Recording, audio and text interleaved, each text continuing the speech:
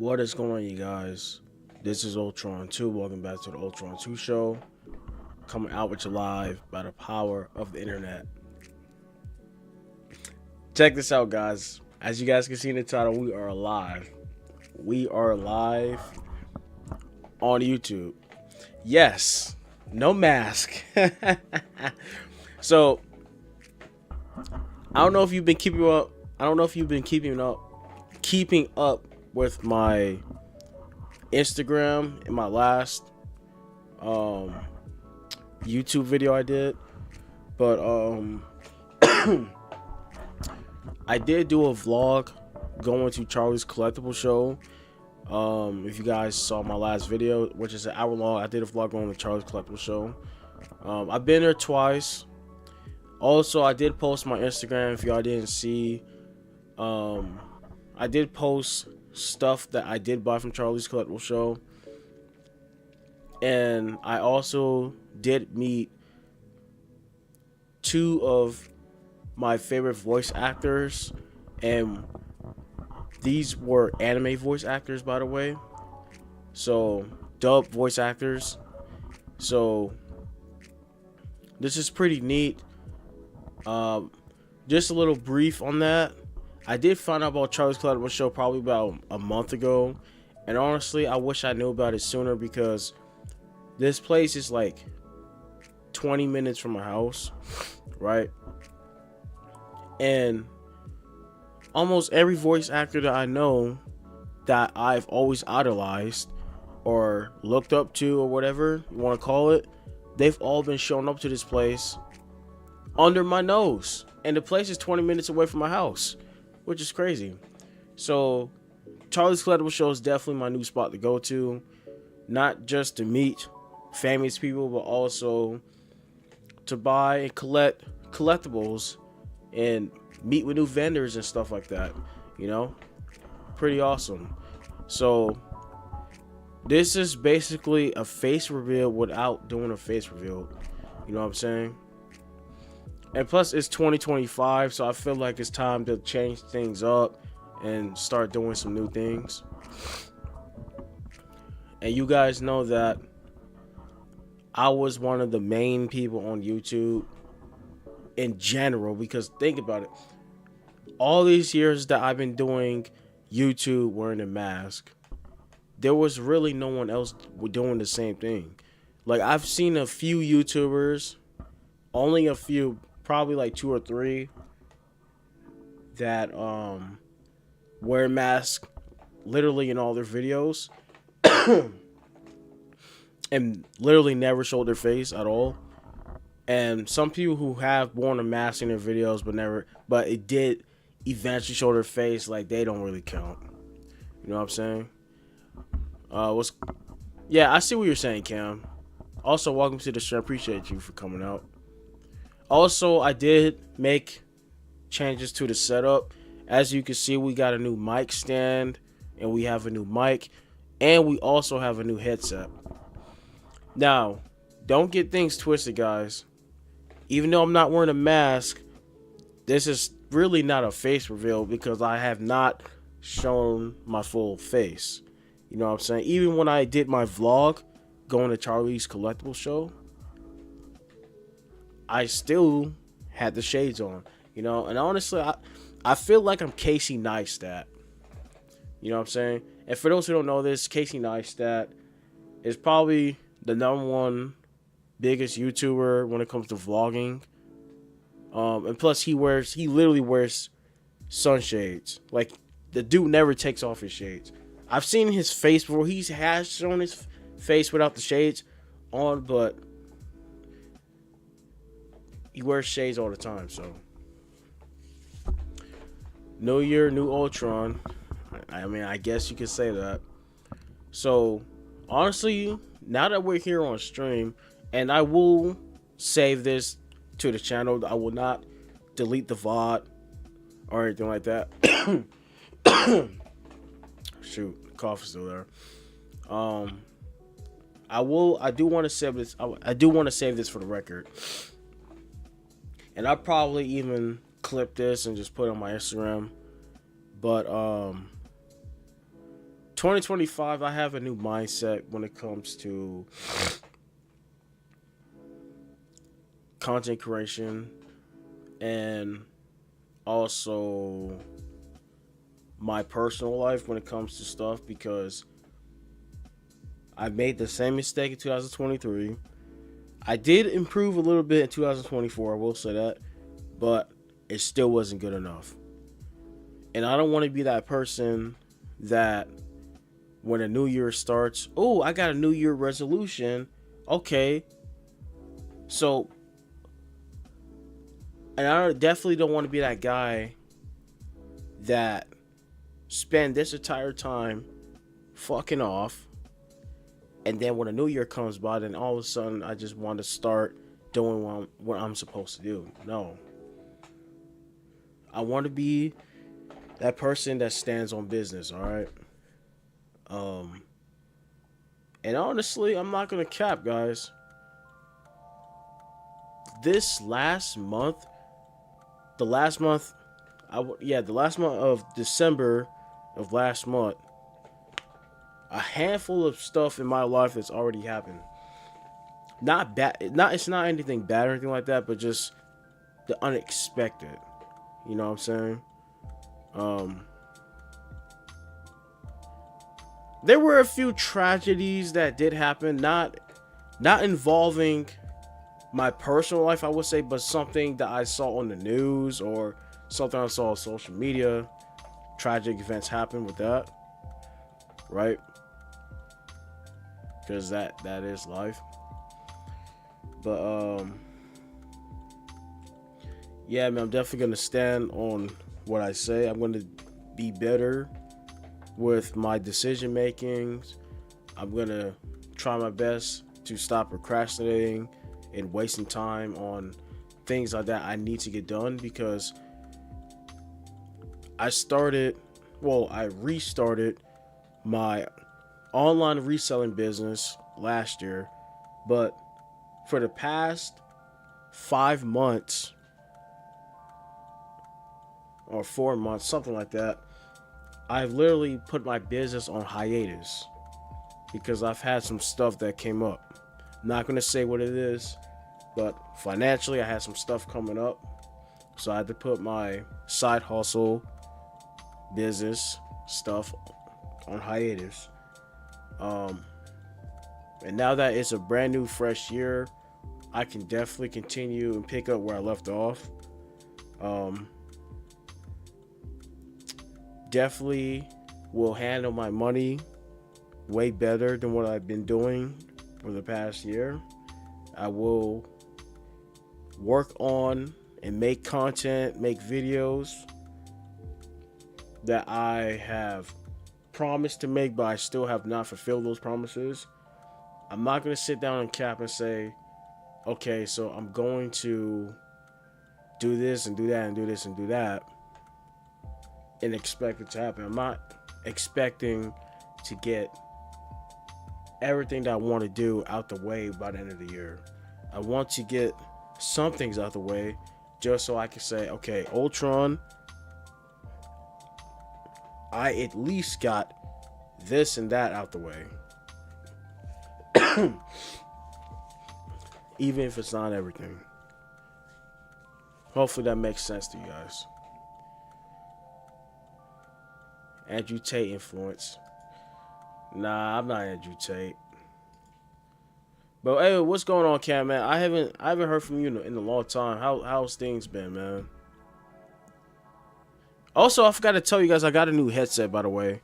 So we got a new mic stand, and also a new headset. Also, oh yeah, I didn't tell you this, but my Razer Kraken headset, and I was telling this to Billy the other day when I was on his Kick stream. So a few streams ago when I was in Billy's live stream on Kick, I was telling him about my headset breaking. So basically my Razer Kraken headset that you guys know that I used to wear broke. The whole thing snapped in half, and the quality was deteriorating over time. I don't even know how the heck it happened. It's not like I was getting the headset and just started stretching it out and bending it, doing all this crazy stuff. It just snapped in half, man.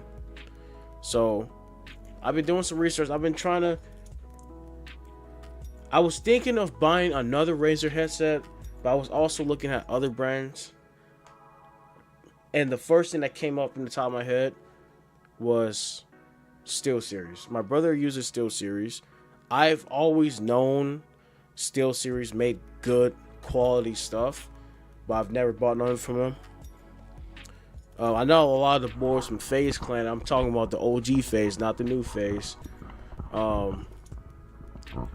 The part of FaZe where niggas was actually playing games and not bullshitting and doing all this other content that they think is going to overthrow the old FaZe. Yeah, you guys know what I mean.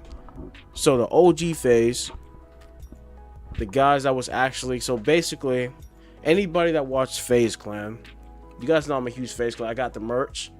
I literally got the Sasuke and Itachi FaZe Clan collab shirt. So if you guys know what FaZe Clan is, right? You guys know that, and then I believe they're still partnered with SteelSeries. So they use a lot of SteelSeries merchandise, mouse pad. I know once upon a time, a lot of the guys, they used to use the FaZe, not FaZe, but the SteelSeries mouse and other products, headsets, stuff like that. So I decided to check out SteelSeries, see what they got going on. I still have the box right here. So this is the SteelSeries headset I bought. This is the Arctis Nova 1P. This is literally one of the new. This is actually one of the newest SteelSeries headsets that's out right now. And I'm actually gonna post some timestamps and cinematic videos on my Instagram. And also I'm also gonna include those clips when I drop my gaming setup video. I was supposed to drop a gaming setup video for 2024, but I'm still not satisfied with my gaming setup, guys. Like, there's always something I want to improve with the setup. You know what I'm saying? Like, I'm doing good so far. You guys know I've been building my gaming setup for over 6 years now, and I'm just improving every year. Every year I'm always been improving my setup. Also, by the way, I don't think I showed this in my last live stream, but not too long ago, I probably would say maybe 2 months ago or something like that, I did buy a MacBook. This is actually an older MacBook. This is not the newest one that's out. And plus, personally, in terms of looks, I like the older MacBook's design anyway, mainly because the light on the back, like as soon as you turn it on, the MacBook, the Apple logo actually lights up. I don't know why Apple stopped doing that. Nowadays, the MacBook doesn't even have the light thing no more. But my MacBook is actually dead. So, yeah. One thing I wish the MacBooks had better battery life. But I mainly bought this MacBook for editing and for my stop motion videos and stuff like that. Mainly for my stop motion content and just for editing my vlogs, stuff like that. Because not all the time I'm gonna be at my gaming setup, doing that. You know, sometimes I want to actually like move around and I have my laptop. You know what I'm saying? And plus, not every single thing I do, I want to have it all on my computer, my PC. Things have been going pretty well. I've been working at my, let me see what that says. I've been working on my band's debut album. that we were probably going to release by summertime. Overall, I hope this year I get to play a few gigs with my band. Okay. All right. Awesome. You got a band? That's lit, man. Let me see. Other than that, same old. Mostly working, gaming, having fun. I'm glad you're streaming, man. I miss you on here. I remember the crazy CSGO streams where you had 20 plus viewers. Yeah, man. Those streams were pretty crazy, man. I definitely remember that. Anybody that's an OG in the chat, man, you guys remember those CSGO streams from 2020, 2021? All type of crazy stuff. As a matter of fact, guys, the VODs are actually still on the channel. So if you actually want to go back and watch those old streams, whatever, it's all there. Some of them, I deleted them, and some of them probably got blocked, whatever. But, guys, chat. Even off stream, a lot of these racist clowns, for those people that play CSGO, you guys know CSGO has a huge chat problem. But at the end of the day, what are you going to do? I'm not really surprised by it because, first of all, I've been playing Call of Duty my entire life. Damn near my entire life, right? And, oh, I should really be saying I've been playing it pretty much a little bit more than half of my life, I would say, if I'm being realistic. It's the same thing with Call of Duty chats, man. Like, if you guys play Call of Duty on the PS3, Xbox 360, like, it was very crazy. Everybody was screaming, hollering the mic. People would say racist stuff. Everybody was talking about your mama, this and that. People was trash talking the other person. People screenshotting and saying crazy stuff in the chats. Xbox Live and all this other crazy stuff. Pretty sure it was more recent. I remember the last stream I did, I was playing Black Myth Wukong, I think. The crazy thing about it is that was the last, whatever time I played Black Myth Wukong and streamed it, that was the last time I ever played the game. I have not hopped back on Black Myth Wukong ever since. It is crazy because nobody's really talking about Wukong no more. It's like all of a sudden, people just don't even be playing it. I feel like when it comes to streamers, I feel like when you see 10 or more streamers playing one specific game, then all of a sudden everybody and their mama want to hop back on that damn game.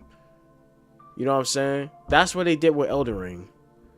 All these months go by, and then all of a sudden, every motherfucker want to hop back on Elden Ring. Why? You know what I'm saying? Every streamer want to all of a sudden want a bunch of frauds. That's why when it comes to the social media stuff, you got to stay vigilant, bro. You got to wake up, have self-awareness, and see what's going on. You know what I'm saying? And not only that, but I'm kind of in the phase of my life where I could tell if somebody's a fraud streamer or a fraud gamer. Maybe not fraud streamer per se, but a fraud gamer. Especially, if I'm being honest, some of these female streamers, they're a bunch of frauds. They only bandwagon and go off what other people was doing. You know what I'm saying? Over here, on the Ultron 2 show, the Ultron Nation, we are army over here at Ultron. No, let me rephrase that.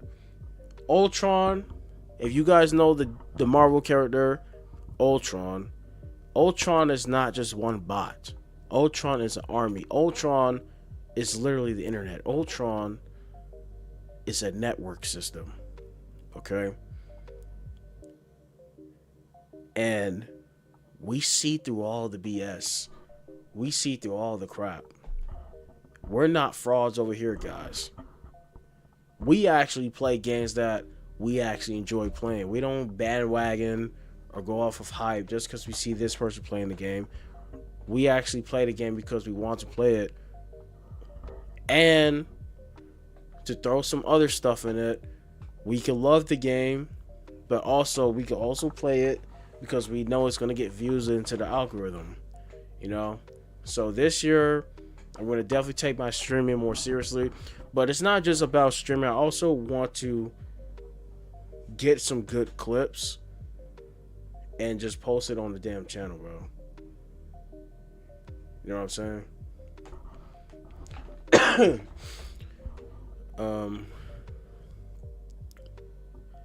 I'm hooked on Rainbow Six Siege right now. I started playing like 2 weeks ago. I already have 100 hours on it. I might actually be addicted. Oh, 100 hours? That's crazy. The crazy thing about it is that my brother plays Rainbow Six. See, the thing with me, when it comes to that primary, you know everybody has a primary game, right? R6 is my brother's primary game, right? That's the primary game he plays. Rainbow Six Siege, R6. My primary game that I've always played my entire life, even though I play other games too, is Call of Duty. That's my baby. That's my homie. Call of Duty. He's an R6 guy. I'm the Call of Duty guy. You know what I'm saying? But I'm not gonna cap, guys. I've been on and off with Call of Duty for the past 4 years. You know what I'm saying? It's like a lot of pro players, a lot of content creator streamers, a lot of us is fed up with Treyarch and Activision. Like, they keep putting out trash. They keep rushing these games. And guys, I'm gonna be honest. One of the most disappointing Call of Duty campaigns I've ever played in my entire life was Call of Duty Vanguard. That campaign was so trash that I probably played the campaign for probably less than 15 minutes, 10 minutes, and then I just stopped playing it. Never played it ever again. And that was when the game first came out. The campaign is it's terrible. It's so trash. They literally try to make a World War II 2.0. You know what I'm saying? The multiplayer at the time, it was straight, but over time people just got tired playing that game. The movement is too fast. The slide canceling feels good in Vanguard, I will say that. But the whole thing, hey, what's going on, Edward? Welcome to the stream. Appreciate you for coming out. How you been, Edward? But the whole thing with Vanguard is, I don't like the whole thing where everybody is stuck watching people's clips and you can't even back out of the game or any of that stuff. You know what I'm saying? I don't know, man. It's just that and a whole bunch of other stuff.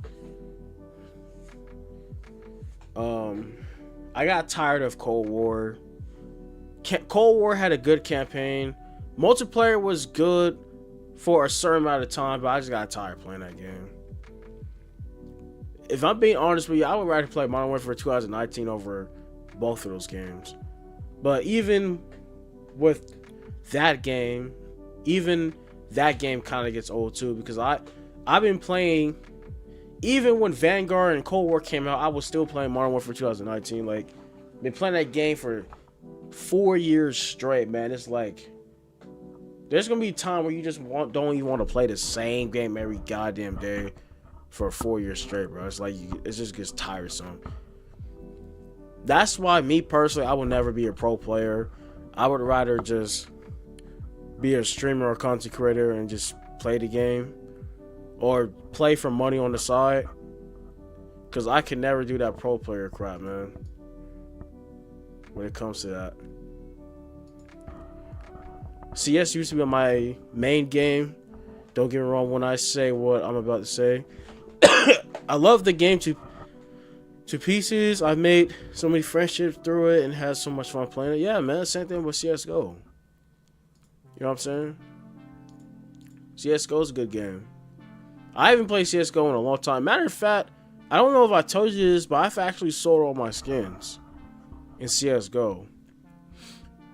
See, now I can easily, I mean, not sold all my skins, but I sold all my camo knives.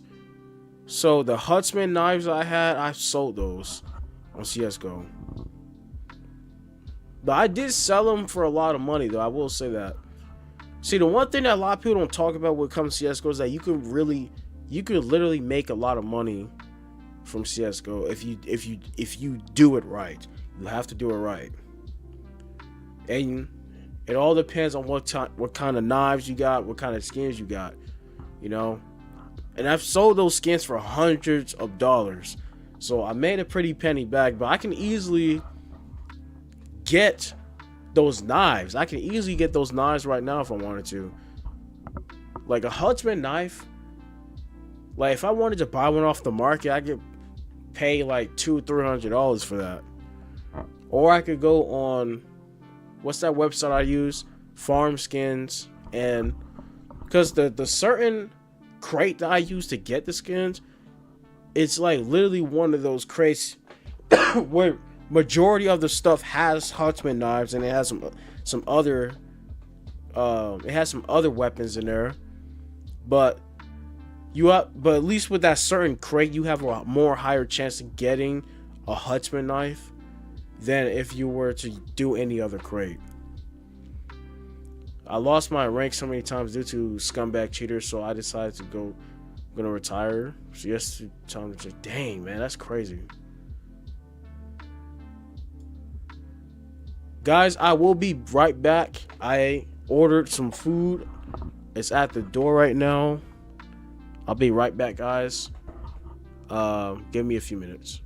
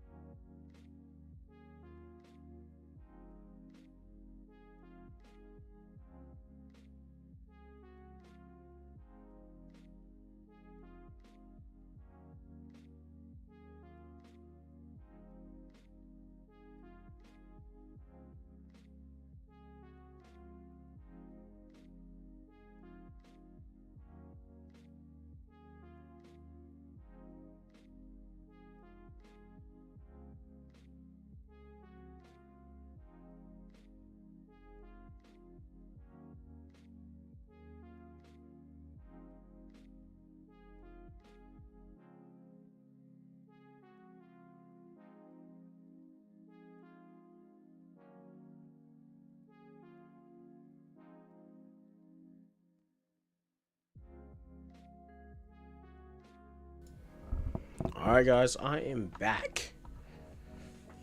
Ordered some American deli.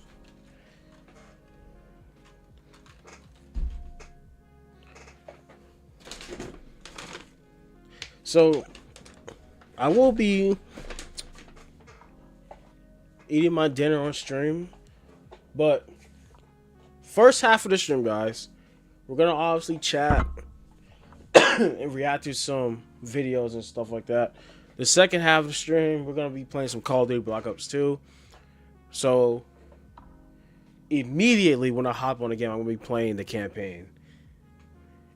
And honestly, if I'm being honest, Black Ops 2 has one of the best campaigns of all time.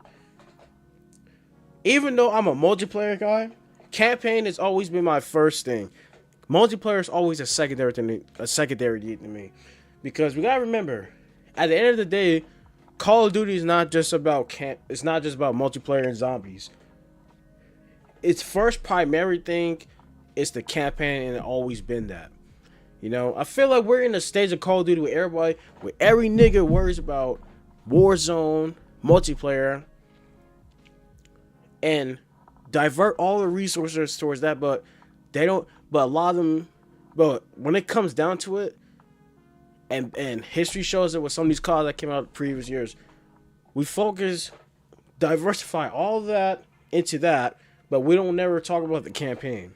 Why is that? Why is everybody's forgetting about the campaign all of a sudden? You know what I'm saying?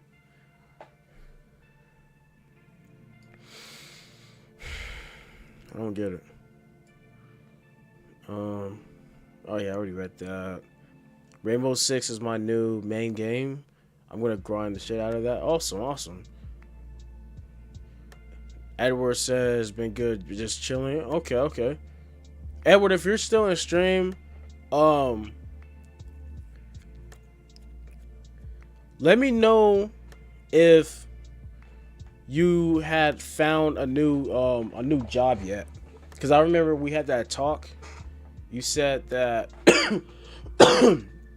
because you told me this a long time ago about warehouse job closing down and stuff like that. So I was wondering if you had found a new job yet. You know, because because honestly, speaking of closing down, I got a notification from Amazon, and the thing said building closure in the text, and this, before I even clicked it, I was like, oh god, is my site closing down? Because Amazon is known. Amazon has been doing this for a long time. Depending on and it doesn't matter what state it is or what country it is, but Amazon has shut down sites before and relocated to other places, because they've literally did that to. Matter of fact, I'm not even going to say the name of the site, because I'm not going to name the specific site, but that's what happened to the original people. Because the thing about my site is like 4 years old, so my building is pretty new, right? So people who's been working at Amazon for a long time, that are OGs of the site that I currently work at right now, they came from a different building, and a lot of people that was in that building, they told me that they shut down that other site building, and then they had everybody relocate to the site that I'm at right now, and it's a whole different name.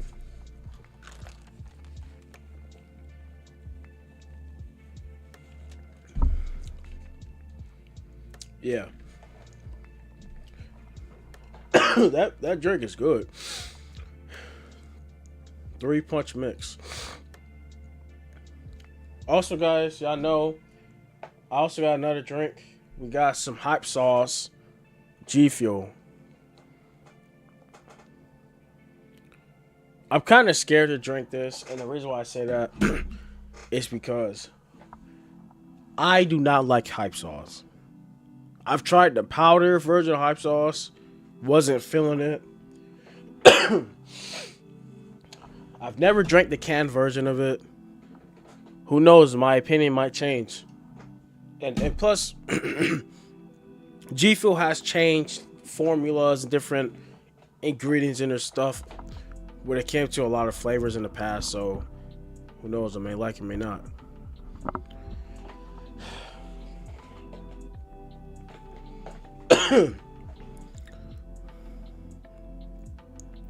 Bro, it's so weird, bro. It's like my cough.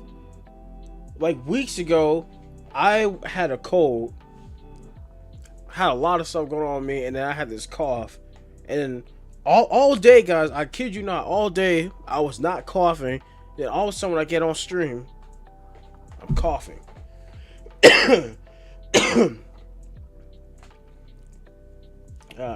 No, it's my throat. God dang. Unfortunately, not yet. I renewed my grocery application for the 4th time. If no response, then I'm gonna look for a different place. I really am hoping to get accepted. I just want to get my I just want to get my finished projects and do something else that I have passion for.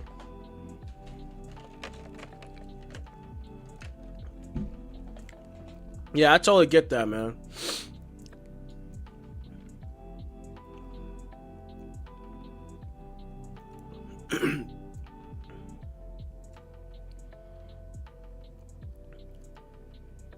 Oh, I'm guessing you're planning on like getting a grocery store job.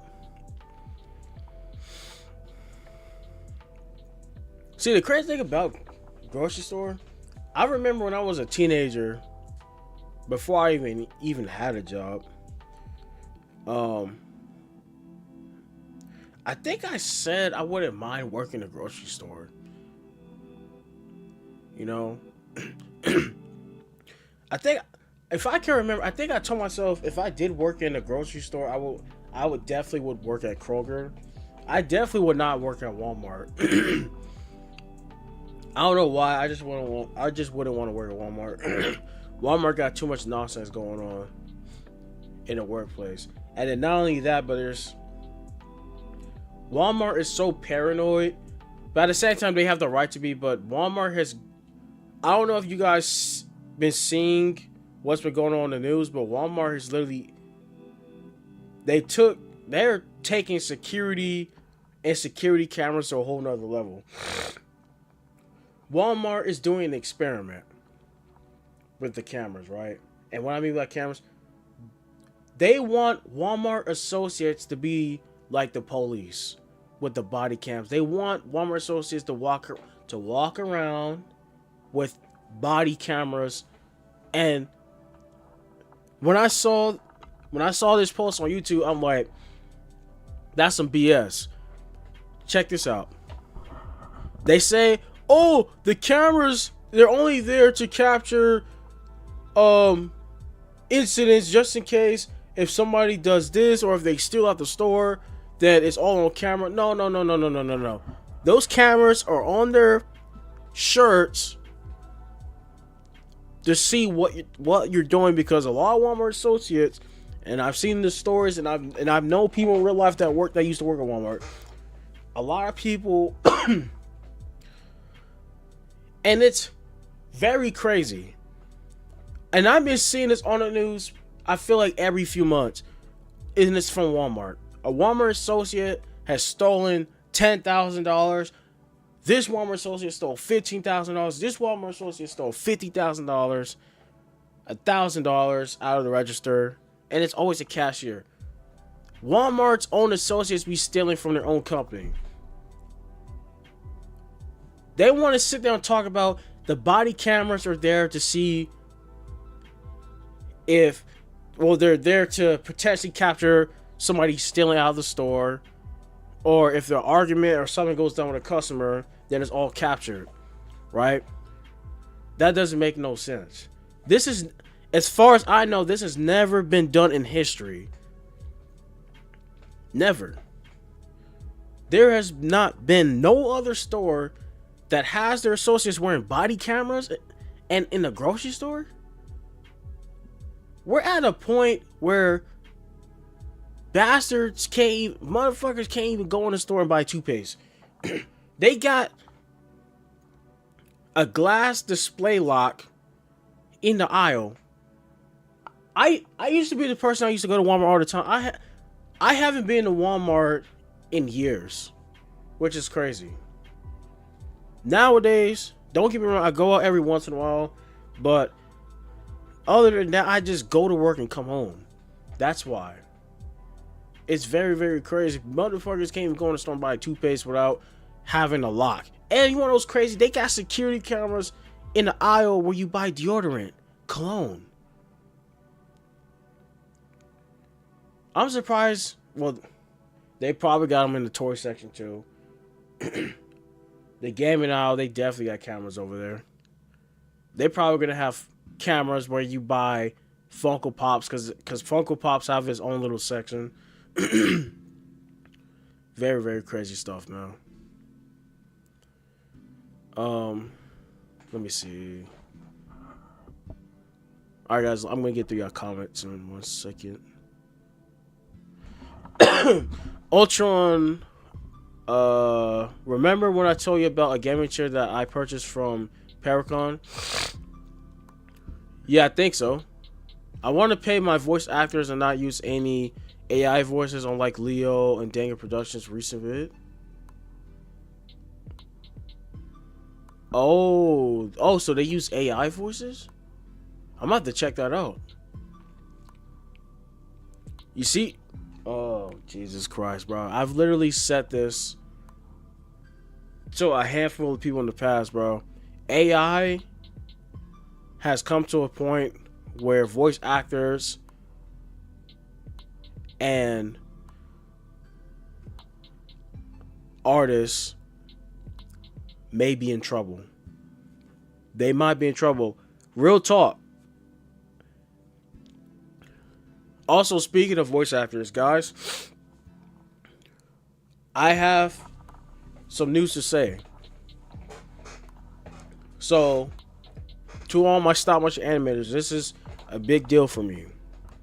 So, a voice actor, an upcoming voice actor, has actually hit me up in my DMs on Instagram a little while ago, and he also followed me on Instagram. I follow him on Instagram, right? So he's actually seen my stop motions, and me and him was just chopping it up in the DMs. I'm not gonna leak it or anything like that. And he likes my content, and he personally told me if I ever need to voice act, if I ever need a voice actor for any of my videos, just I could hit him up and just, yeah, we could just go from there. And I kid you not, this guy, this voice actor, he is pretty good. He is a damn good voice actor, bro. And this person is actually voice acted in some animated shows, like actual animated shows, and I think a video game or something like that. And he's actually been to conventions and stuff like that. So this is pretty cool. And I even told him that I would pay him, you know, because that's actually something I want to do. Now that I'm making money, now that I'm getting older and stuff like that, I actually, and I only want to do this to people that do their job and do it right. You know what I'm saying? I want to give back to my community. I actually want to give people that deserve it. You know, so if you're a voice actor and you're a part of my project, and you have to be a person, and it can't just be anybody, bro. It has to be somebody who's part of my project, and you actually put time and effort into doing your job. You know what I'm saying? If you're a person that just comes on, say that you're gonna voice act, right, and you bullshitting, not doing your part, not answering DMs, late with this and that, I cannot pay you. I don't know how the whole thing's gonna get set up, but I do want to start giving a little something to my voice actors, man. Because at the end of the day, even though they volunteered, I have a huge respect for voice actors. You guys know this. And the best thing I could actually say now is that I've actually met famous voice actors in real life, bro, which is pretty cool. If you guys see my Instagram, when I went to Charles Club, which I've met 2 voice actors that are literally my childhood, that 2 childhood voice actors that I've always liked and actually admired. I've met Cat Williams and I've met Eric Stewart. I'm actually going to meet another voice actor next weekend. Going to be meeting Erica. She's the dub voice actor of, I think her name's Mai. Yeah, Mai from Yu-Gi-Oh! She's voice acted Luffy. She's actually the dub voice actor of Luffy from One Piece. I forgot that other girl's name. She was in Yu-Gi-Oh! 5Ds. Another female protagonist. I forgot her name. I haven't watched Yu-Gi-Oh! 5Ds in a minute. But she's voice acted a whole bunch of other characters. She's voice acted this one character from Sonic. You know what I'm saying? A whole bunch of other anime characters. But she's a big deal, though. So, this is pretty cool, man. So 2025 is already starting off pretty sweet. You know what I'm saying? But back to what you were saying, Edward. Like I was telling people, man, like these AI is taking over. So if you're an artist or if you're a voice actor, you might be in trouble because AI is getting very out of pocket. A lot of people, don't get me wrong, AI is very beneficial and it's cool to use, but a lot of people nowadays are using AI. Hey, you wanna know what's crazy? It's not even just that. The stop motion community is also, we might also be at risk too, because I've seen 3 different posts of animation films. He's even reposted this on his IG, on his story, that there was this post with action figures, right? And they use AI to make it look like it's a stop motion, and it's not stop motion. So you're telling me that us stop motion animators, we might be obsolete in the near future? People are just gonna use AI? They're gonna be like, forget what we've did over the years. Forget this blood, sweat, and tears and hours that we put into our videos when that we could just use AI. I'm definitely not doing that. Because that fake bull crap isn't gonna outweigh the actual hard work that we actually put into our videos. What's going on, Grimlock? Welcome to the stream. They got the Legos inside of a glass case now. Oh yeah. You're right. That's another thing. That is weird though. Why are people now? I understand that Legos are don't get me wrong, I understand Legos are a big thing. A lot of Lego sets are worth a lot of money. But it's like, a lot of people out there, let's keep it real though. A lot of people out there don't know nothing about Legos. They don't know nothing from a can of paint. Why are we really stealing Legos? I saw this mom and pop shop on the news. This guy that owns this Lego store, and he's a young guy. They broke into his store and stole hella Lego sets. A lot of sets that they specifically stole was Star Wars Lego sets. Very, very crazy. I hate it when some don't record lines and make excuses, then get offended when they get replaced by somebody else and act final, like I'm not gonna waste my time waiting for somebody else. LML. Yeah, I hate that too, man, when you got certain voice actors that just make excuses not doing their job. Like, I don't get that. It's so stupid.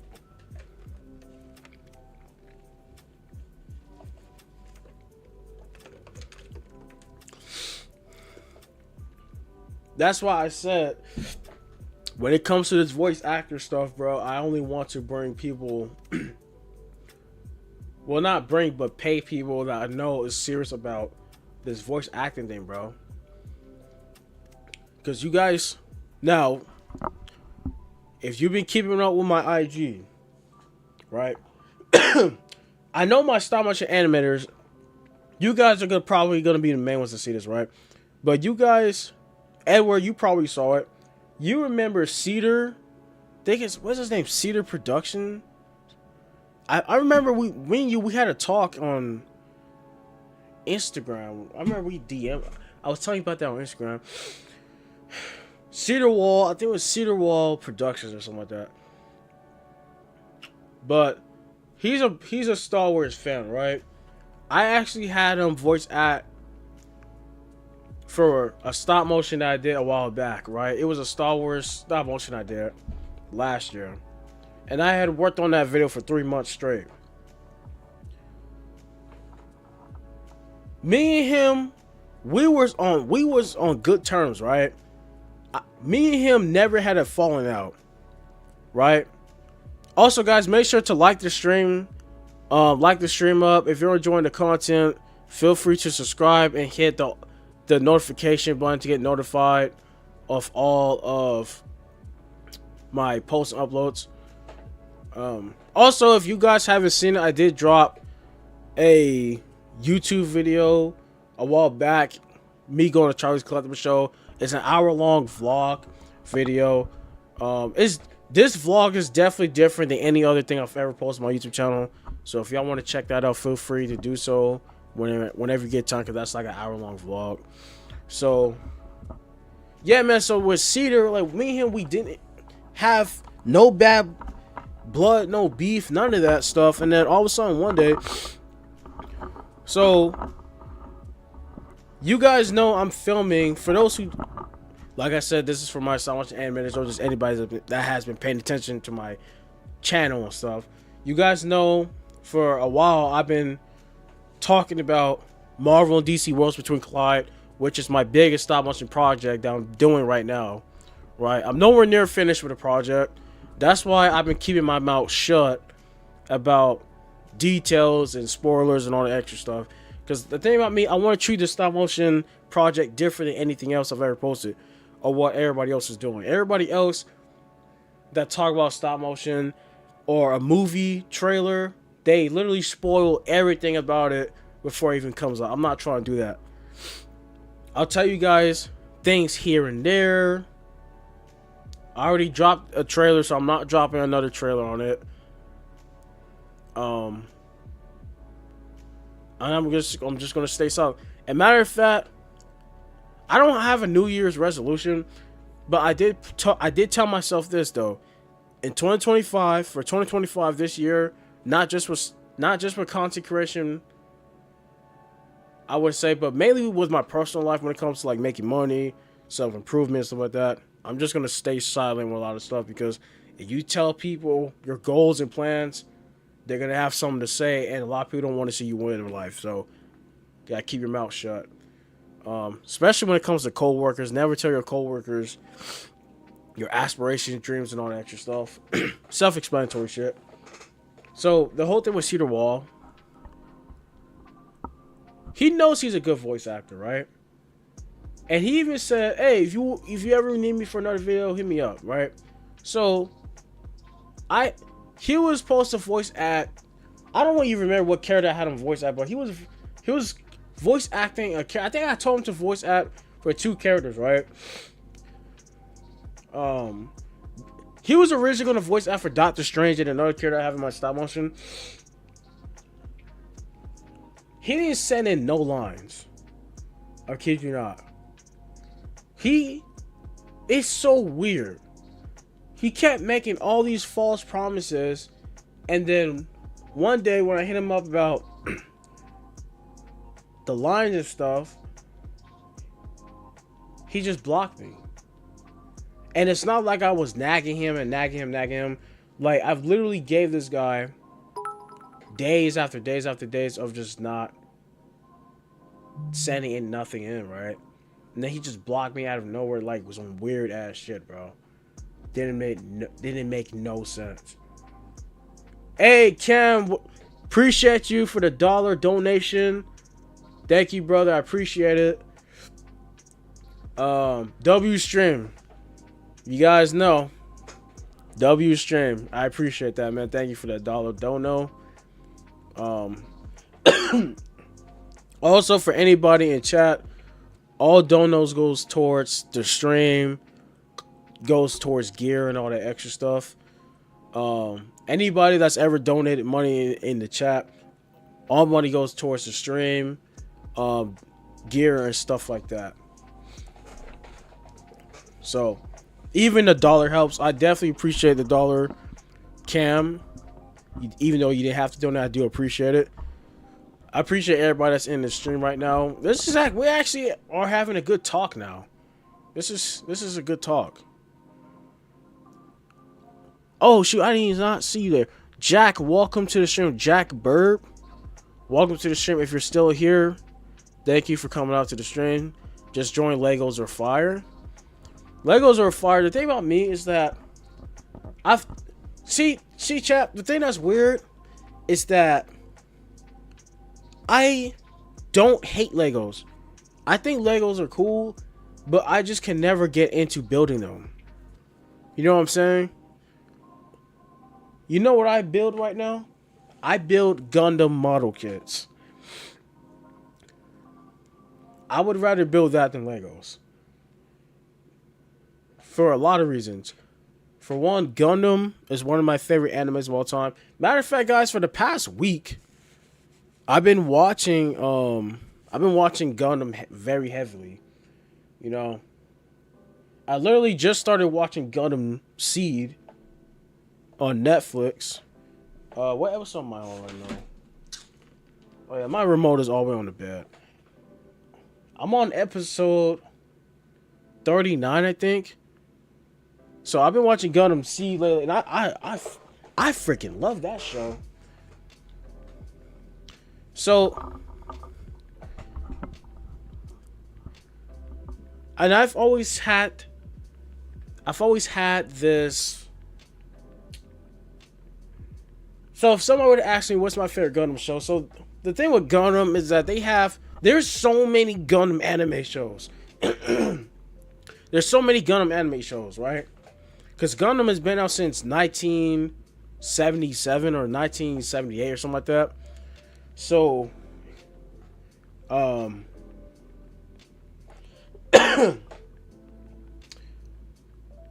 if we're talking about a Gundam show when it comes to like killing people and the actual bloody gore violence, so far I'm rocking with Seed. I have to rewatch Gundam Wing because I literally like, I don't know. I mean I like Gundam Wing as well, but I never finished watching the show, so I can't sit down and say I can say that I love the show so far, but I cannot say I love the show as a whole because I have not watched the entire thing yet. So far I like Gundam Seed in terms of the killing. Now, if we're going to talk about a Mobile Suit Gundam show that doesn't have any killing and blood and water and all that other stuff, I like Gundam Build Fighters. I feel like, me personally, if somebody's new to watching Gundam, I feel like the best.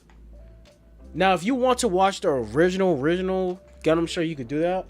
But I feel like if you watch Gundam Build Fighters, I feel like that's a good start right there. Obviously, if you're a person that has watched the past Gundam shows that came out like years ago, Gundam Build Fighters have literally referenced Gundams from different Gundam animes from over the years in that one show.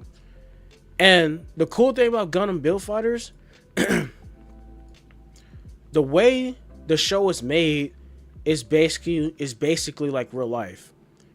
So you're basically, so you know how in real life, obviously Gundams are not real.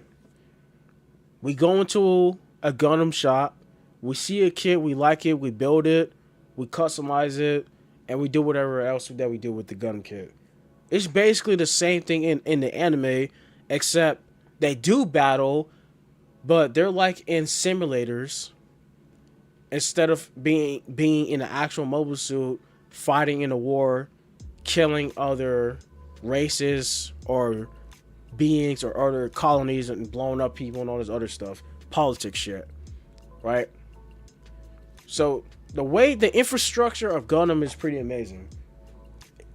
Gundam is more than a man being in a mobile suit killing people. There's a lot of stuff that goes on in the anime, bro. It's more to it than that. Same thing with Star Wars. Is a lot of people that's outside looking in thinking it's just guys in robes fighting with a blue and red lightsaber, green lightsaber through the battle of the cosmos. Nah, man. Because when you watch all the Star Wars movies and then when you watch Star Wars The Clone Wars, not the sequel movies. I mean, you can watch sequels, but real Star Wars fan ain't gonna watch sequel movies.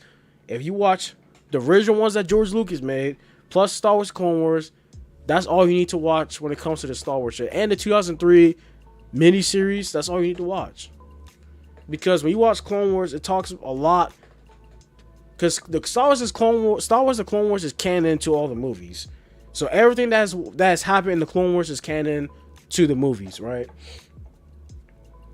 So if you sit down and watch that, Star Wars: The Clone Wars has a lot of episodes also talk about politics in Star Wars. A lot of stuff that you don't even see in the movies. So it's a lot. There's more to Star Wars than just guys fighting with lightsabers. You know what I'm saying? So that's all I had to say about that. But sorry for the rambling, guys.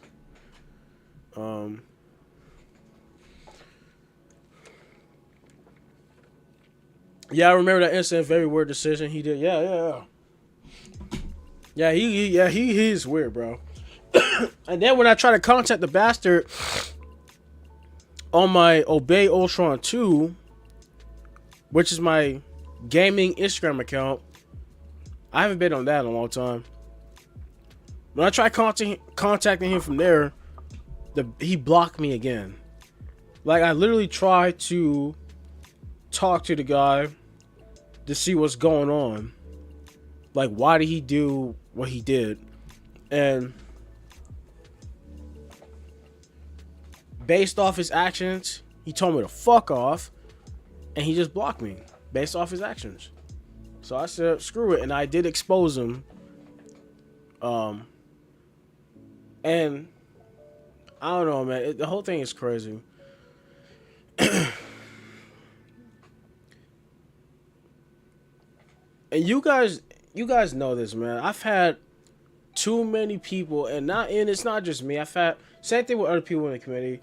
There's been so many people that has betrayed me.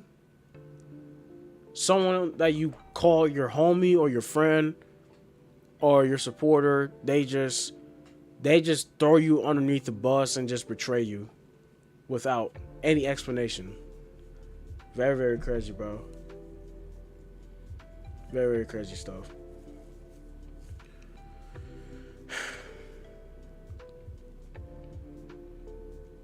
And one thing that's also sad is that one of my favorite supporters is not even here no more, man.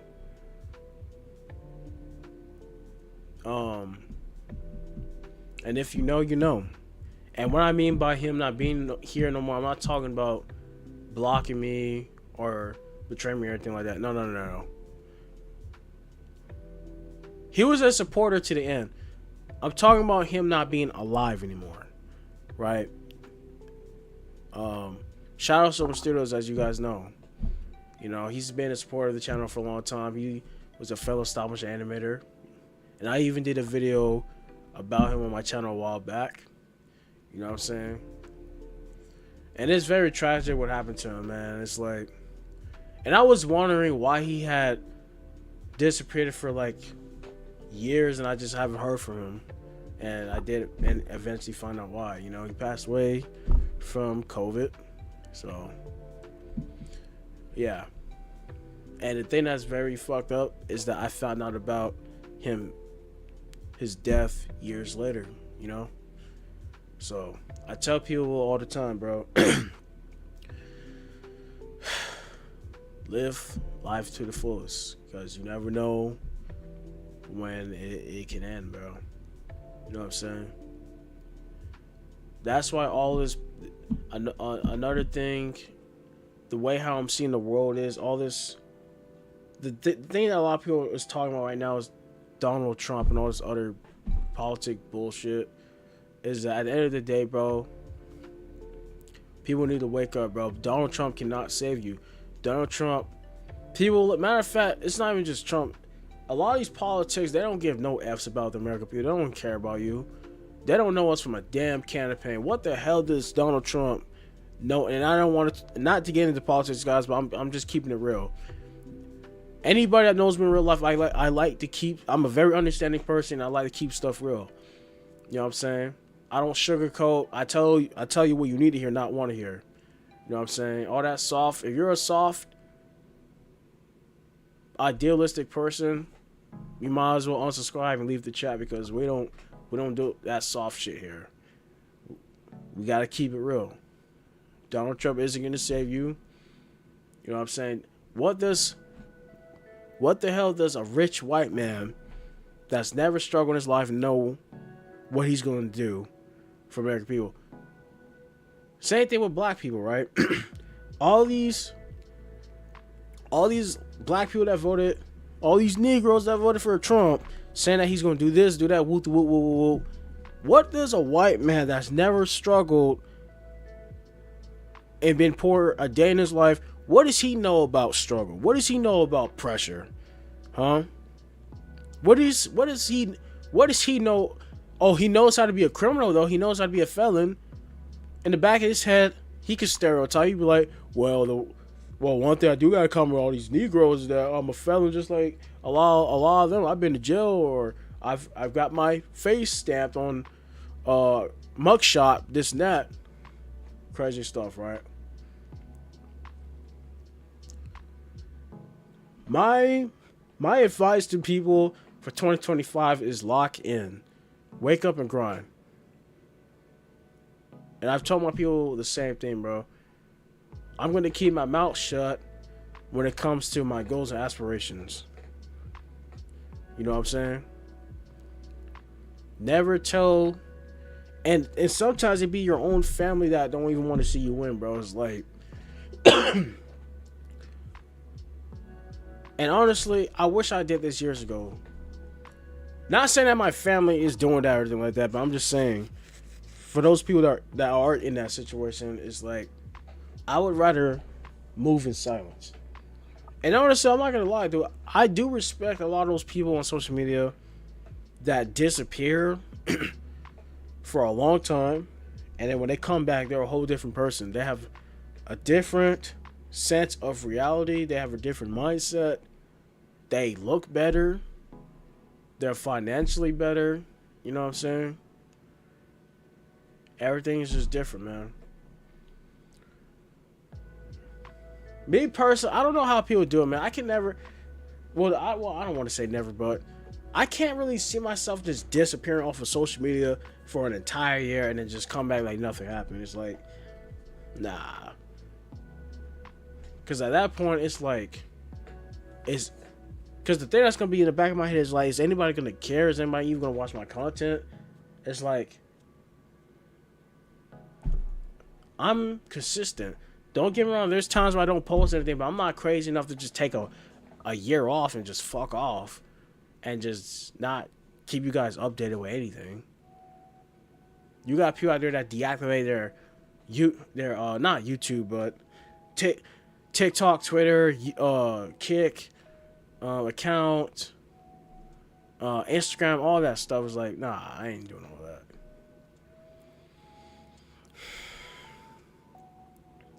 If he wasn't interested in being a project more, he should have just been honest and said, I'm not interested. But no, he decided to do a coward's move. Exactly. I'm still baffled. But I want someone to admit who used to support me just randomly block. I have him in stop motion Discord group. It will never confronted him about block. LOL. That was but that's happened to you too, Edward.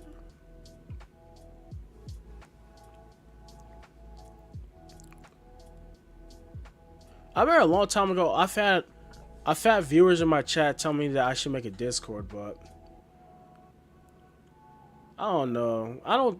I have a Discord account, but I don't know if I want to make a server. I feel like that'd be a waste of time. Because the thing about me is that if I have a Discord server, I want a bunch of people to join it. You know what I'm saying? I don't want to just have 5 people joining servers. Like, that's really nothing. It's a waste. Because when it comes to a server, bro, that's a lot of work.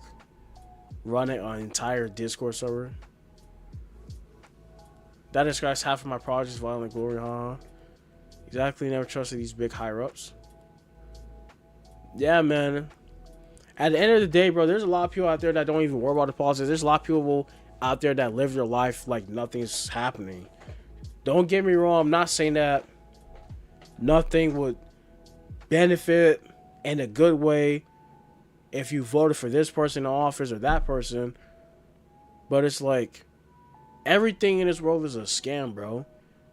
The government is a scam. The school system is a scam. Taxes is a scam. Everything is a goddamn scam, bro. Even your 9 to 5 is a scam.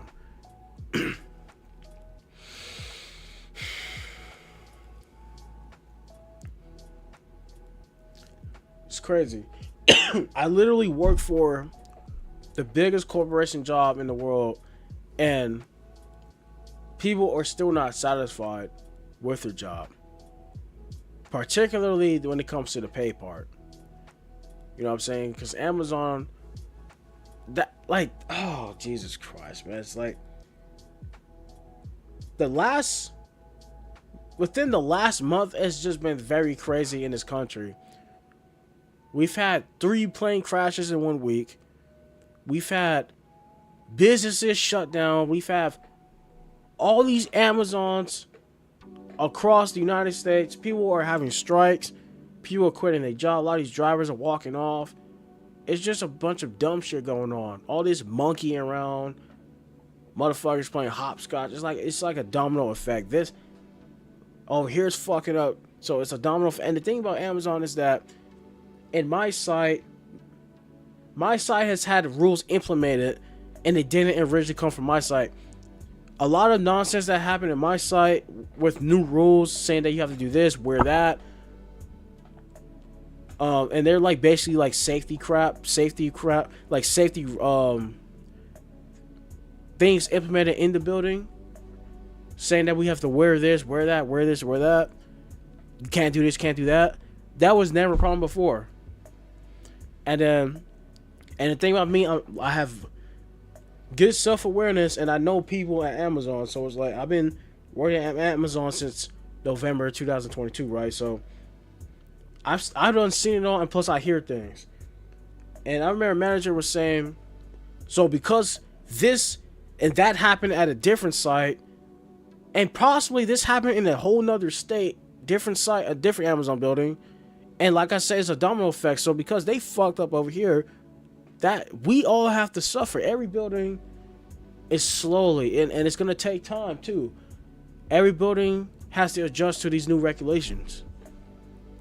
And it's not like any of these regulations is a good thing. It's literally a bad thing. It's literally nonsense that don't need to be there. They're doing all these things. They're worrying about all this nonsense, giving people who don't do no work, people who barely do a goddamn thing, people coming to work BSing around, jerking around, right? They're worrying about all this crap, but they want people to do all this work, doing all this extra crap, but they ain't talking about no extra pay. Now, last year and the year before that, they did a little raise here and there. And plus, when you work at Amazon, you do get raises every once in a while. And if you look in the 80s app, it will literally tell you what month you will get an extra raise, right?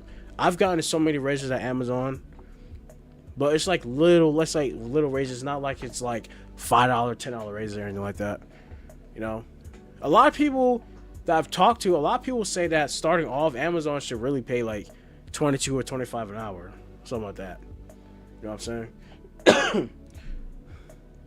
Like the amount of money I'm making at Amazon, I'm literally getting paid what a UPS driver was getting paid probably a few years ago.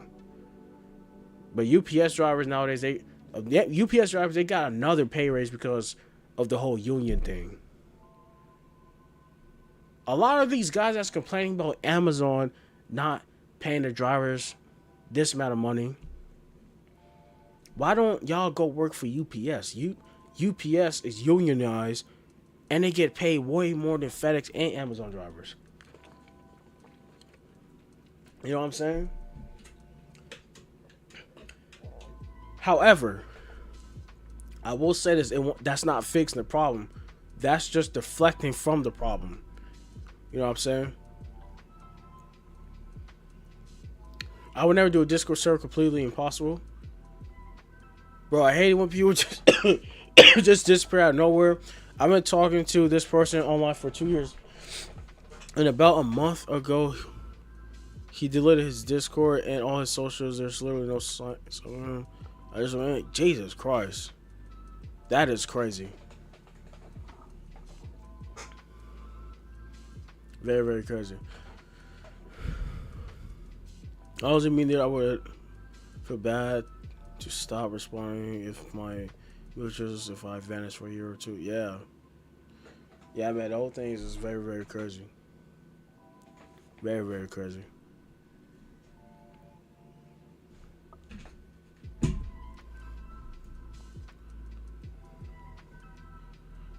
Says I'm on YouTube. Let me actually see what's there to watch.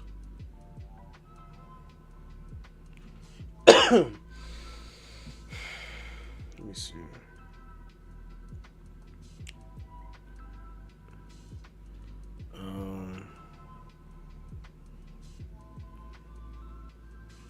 And then with California, you got this big wildfire going on. God damn, man. It's a good thing I don't live in Cali. I don't know what the big hype. I remember a long time ago, a lot of people used to say, "Oh, California is the place to live at. LA is this, LA is that." It's really not, bro. I feel like sometimes on streams, I think we should check out some motivational stuff, guys. Cause I actually put my boy, my homie, Zell. He's a content creator that makes Amazon content, and he also makes some other videos. But I put him on to this YouTuber named Lavelle Williams, and I've been watching a lot of Lavelle's videos, bro. Like, this guy is a YouTuber who makes motivational and self-improvement videos, and he talks about a lot of financial stuff. And on top of that, he's a black man, just like me, so that's just nothing I want to put out. And he speaks facts, bro, and he doesn't hold back. And I like this saying, I like this one thing that he said that I've never heard nobody in my life say it. He said, life is rated M for mature. And it's only for the strong, not the weak. It's meant for the strong, not the weak. I've never heard nobody say that before. But hey, he's right though. So I think maybe we should just start off watching his videos. Maybe 1 or 2 videos from him, and then we could check out some other stuff. Yeah.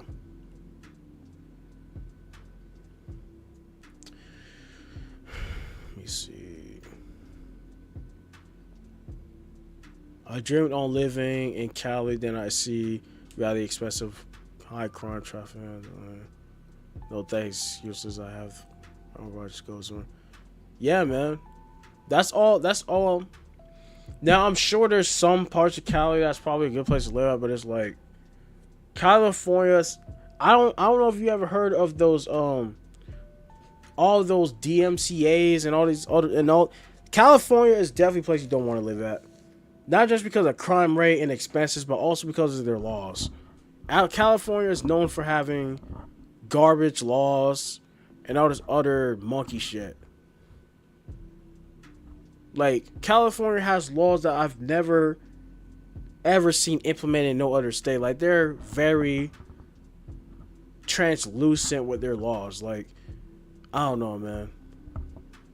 Very weird stuff.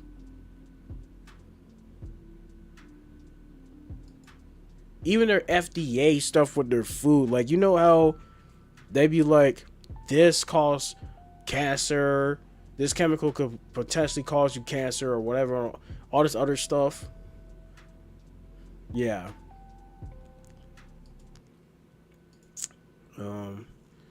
Let's check out one of Lavelle's videos. I've actually been watching a lot of his videos, but I feel like, and I really want you guys to actually sit down with me and watch this video here. Because especially if you're a person at work, if you're a person that has a job, it works, or if you're in school, I feel like you definitely need to check this out. Alright. Let's see here. Okay, so this is his channel. Let's see. So, been watching a lot of his videos here.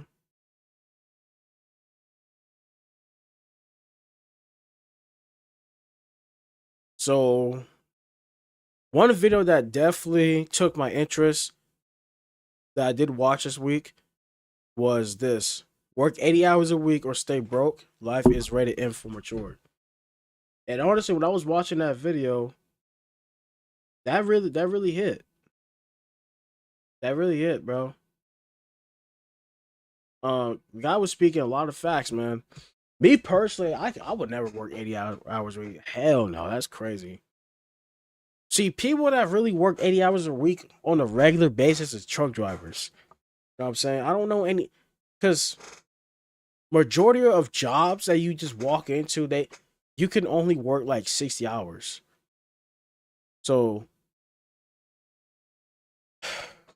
the 80, the rest of the 20 hours, like let's say your job only allows you to work 60 hours a week, which, for example, at Amazon, if you work at Amazon, you can only work 60 hours at that job, right?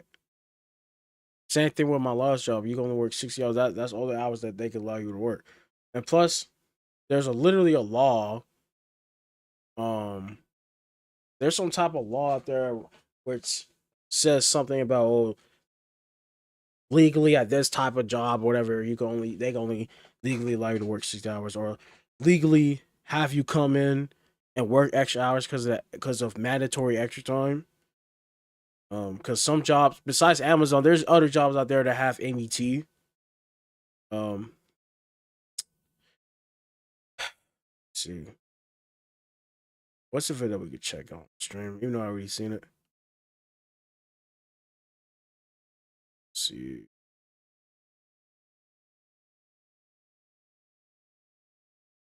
Matter of fact, let's check this video. All right, guys, let's do it. First of all, I'm going to start this video by saying life is rated M for mature. Grown men think a certain way either because we've been through certain things and we understand that reality is free, fantasies cost. Your delusion is a fantasy. It's costing you greatly. And whether you realize it now or not, you will realize it at some point in your life. So someone wrote me and said that I have a wife and child. Well, I have a wife and children, so I have to work 80 hours. See, and I told my boy Zell, and his channel, by the way, is Zell Get Right and Get Wrong, right? So I told my boy Zell to react to this video, and he did. And he started to like this guy's channel as well, you know? And I actually liked his reaction towards the video because the guy is speaking facts, bro. If people don't get their mindset right and wake up to what's going on around the world and actually look at their situation and stuff like that, bro, you're gonna be left behind. You know what I'm saying? And I'm working on myself as well.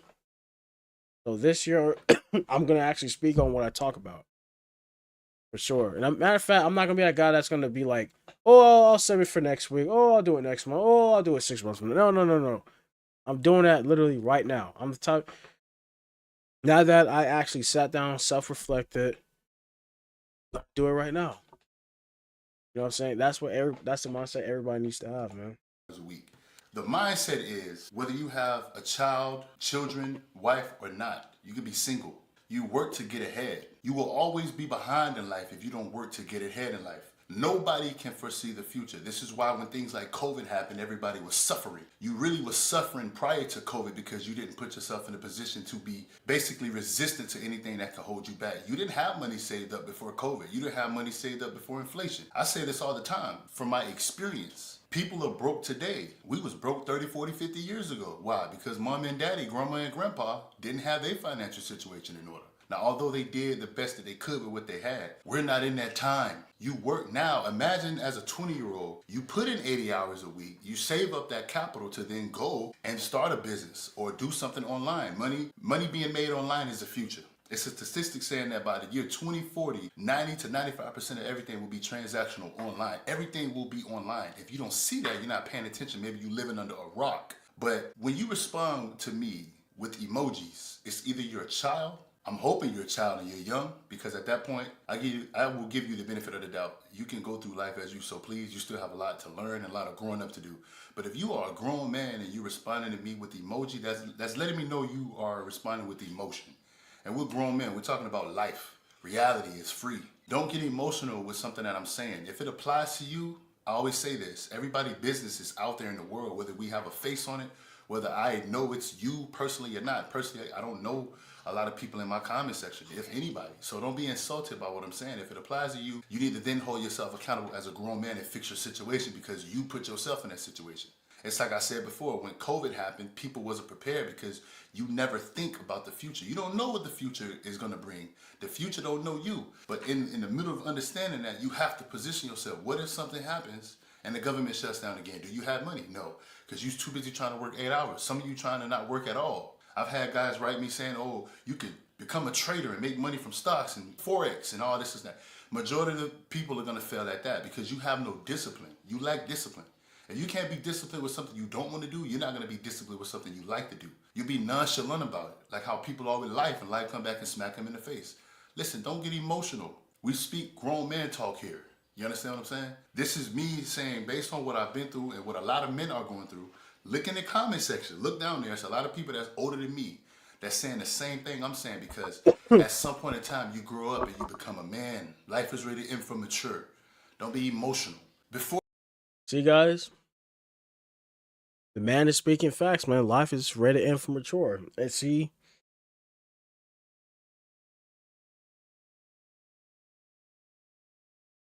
you know, a lot of us when we were kids, we probably said to ourselves, man, I can't wait to be an adult because I could do whatever I want, go wherever I want, spend money wherever I want, make money, this and that.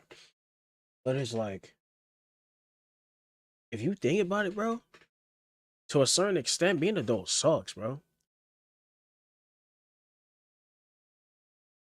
It sucks. I say that to say this.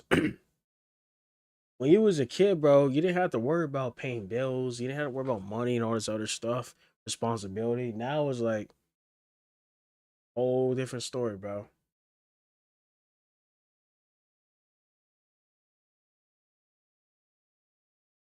Whole different story. Guys, we gotta wake up. And I've always admired that mindset. And I tell people this all the time. Even when it came towards school and college, mainly college. Because you know, a lot of teachers in school um they like to tell you the good news and not the bad news first when it comes to this whole college thing. I'm the type of person that will tell me the bad news first, then the good news, because they like to paint college as this career life changing savior, saying that if you go to college, do this and that, it will change your life, and that'll be your access to make more money. But that's not always the case, bro. I know hell people in real life that went to college and they working 9 to 5.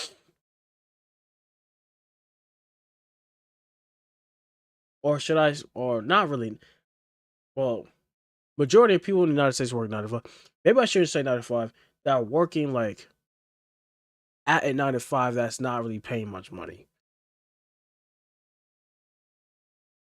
Bum ass jobs. So you're telling me you wasted. So this is how society paints it, right? You're telling me you're gonna let a motherfucker go to college, whether if it's because even if you get a scholarship, somebody's paying for it, right? So it's coming out of their pocket. So but let's put a scholarship to the side, because majority of people getting a scholarship, like a lot of people don't even get scholarships, and we keeping it real. Majority of people that go to college take out loans. Let's keep it a stat. So you're telling me you want me to spend thousands of dollars, be in thousands of dollars of debt to go to school for whatever amount of years, graduate, and then what people need to know is that college is not job guaranteed. See, now if you were to go to a trade school, you're always guaranteed a job. School don't never talk about trade, but that's for a whole different subject. But with college, you're telling me you want me to spend all this money, get out, hopefully I find a job. Then when I do get some type of job, it's not what it's panning out to be. This is supposed to be the American dream? Huh. What a big scam that was. Before you become the rich and wealthy who don't trade their time for money, you're going to trade your time for money. You have no investments, you have no capital. You have no business because you have no capital. And before you even have the capital, or you can use the capital to become successful in business or have investments that can fund your lifestyle, you need experience. So you're going to fail, and you need to fail early. So get back to what I was saying. Imagine you start at 20 years old and you work hours. You save the capital. Some of y'all at home living with your mom, your dad. It's not a diss, but it's real life. If you don't like it, turn the channel. This is my channel. We're going to say it how I want to say it on my channel. You need to work because you have no experience. Your mother and your father probably telling you how to do something. You're not listening to them. But you have no experience, so you need to go and fail. It's not about having a wife and children. Imagine if you prepare yourself prior to having a wife and kid. That's the whole thing. Don't wait until you're in that situation and then say, oh, I got to get my shit together. Get your shit together now. It doesn't matter if you're 30, 20, 40, 50. It's 20-year-olds that are walking around that are millionaires. You want to know what they all said? When they got the money to fund that business that they start online or become successful traders or entrepreneurs, whatever the hell they do, they worked jobs they didn't like to save up the capital. You're so against working 80 hours. It's not the work. It's not the 80 hours. It's the foundation. You need a foundation. If you don't have a foundation, you don't have anything. Foundation builds everything. You can't just wake up and here we are with success. You're gonna have to pay the price for success. This is what I'm trying to say. You don't need to get offended by this. This is real life. Life is real. You gotta be real with yourself. You gotta be Yeah, Edward. Yeah, man, that's facts. So it's a good thing I told Zell about. See, I remember, I remember when Zell dropped the video and he was talking about Big Word, the genius. That caught me by surprise because I also watch Big Word, the genius. He's the way I look at Big Word, the genius, and he's a YouTuber, by the way. He's basically like that OG homie or that uncle that you just never had. And he's another black man. So if I had to guess this guy's age, he's probably like late 40s, early 50s, right? And he speaks a lot of facts in his videos, bro. It's like, I'm telling you right now, bro, you can learn a lot of stuff from that man. If you go on YouTube, type in Big Word, the genius, WARD, Big Ward, the genius. That guy is speaking facts, bro. And the best thing about his channel, he's very consistent. He posts videos every day. So the man talks about videos about women. He talks about self-improvement videos. He talks about life stuff. He talks about current events that goes on around the world. He talks about a lot of stuff. You know what I'm saying? And he also talks about story times and stuff like that. But me personally, I would rather watch Lavelle Williams videos over Big Word. Because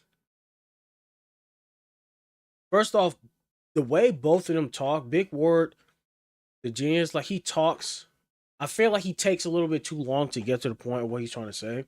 But Lavelle Williams, his videos are more shorter. Because Big Word, the genius, his videos are more longer. Lavelle Williams, his videos is shorter. And the way he talks, he gets straight to the point. And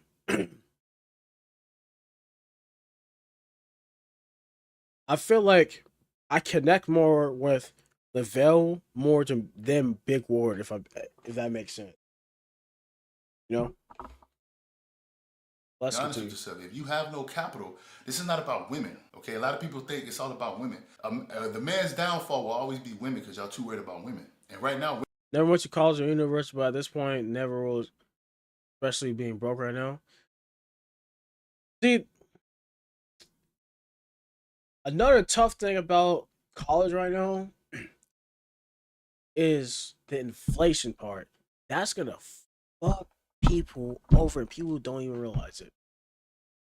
I wonder if these teachers are even telling people that in school. I don't know, man. I bet no teacher even kept it real with any of their students about this inflation shit. Are you really sure you want to tell a kid to go to college right now in 2025, 2024, 2023 with this inflation? If you thought pre-inflation, you would approximately probably have $30,000, $20,000 in debt after graduation of college or whatever, you might want the double. It's going to be double. Now that we're in inflation, and what I was just talking about before, pre-inflation, now that we're in inflation, it's going to be double. Double. Like, people are going to be even more broker. That's not worth it for me, man. And plus, at the end of the day, bro, college is not for everybody. Plus, you don't need to go to college to be successful right now. There's a lot of people out there that got their own crib, their own car. They got stuff going on for themselves, and they never went to college. And a lot of these people probably never even went to a trade school. So it's very possible to live out here without any of this stuff. But it is highly recommended that it is highly recommended for a person to try to get into trade. Having a trade is always a good thing. Self-explanatory shit. But let's continue. Women out working. You have to work. You have to start somewhere. You have to build yourself, personal growth, your career, your financial stability, even your relationships. Building strong habits and values create a foundation that will be sustained for the long term. See, when you're young, you don't think long term. Sometimes even when you're old, you still don't get there. But follow me, I'm not trying to disrespect nobody, but you have to put that work in. Eventually, you'll get away from the 80 hours. But you know what you'll always succumb to? Society and the financial disparity that people go through because you never put yourself to be ahead. It's people making $50,000 to $100,000 a year and they're still living paycheck to paycheck. That comes with impulse. That comes with not living below your means. That comes with not being able to say no. You care about everybody else too much. You better not share money with anybody that don't have money. Why? Because you're never going to get that money back. You're bleeding your pockets because you're around people that have a poor mindset. This is why you can't hang with broke people. This is why older men should be around young men if they're not trying to encourage them to do what's best for them. Don't tell them what to do. Like I said, I never tell anybody what to do. But it's perspective. It's a perspective. It's a healthy perspective. It's perspectives based on reality. If you don't have your shit together, what are you going to do? You're not just going to wake up and get lucky. You can't hit the lottery. You got a better chance of being struck by lightning than hitting the lottery. Pay attention to what's out there. If you want to make money online, and you should, because if you're not, then you're not paying attention to detail, society is moving forward. Everything will be digital. You need to position yourself to be able to have money to be made online. You heard the old saying, it takes money to make money. Sometimes it takes knowledge too. Knowledge is currency. It takes money to make money. It takes knowledge to be applied to be able to take advantage of the opportunity in front of you. If you're sitting around speaking emoji because you're emotional, you'll probably be emotional for the rest of your life because you're building a strong habit of doing what? Being emotional. We're grown men, or at least young men eventually will be grown. Pay attention. You're going to do what you need to do to be in a position to do what you want to do. No sacrifice, no victory. You will gain nothing unless you take pain. You worried about your health. Some of y'all smoke and drink. Some of y'all out here.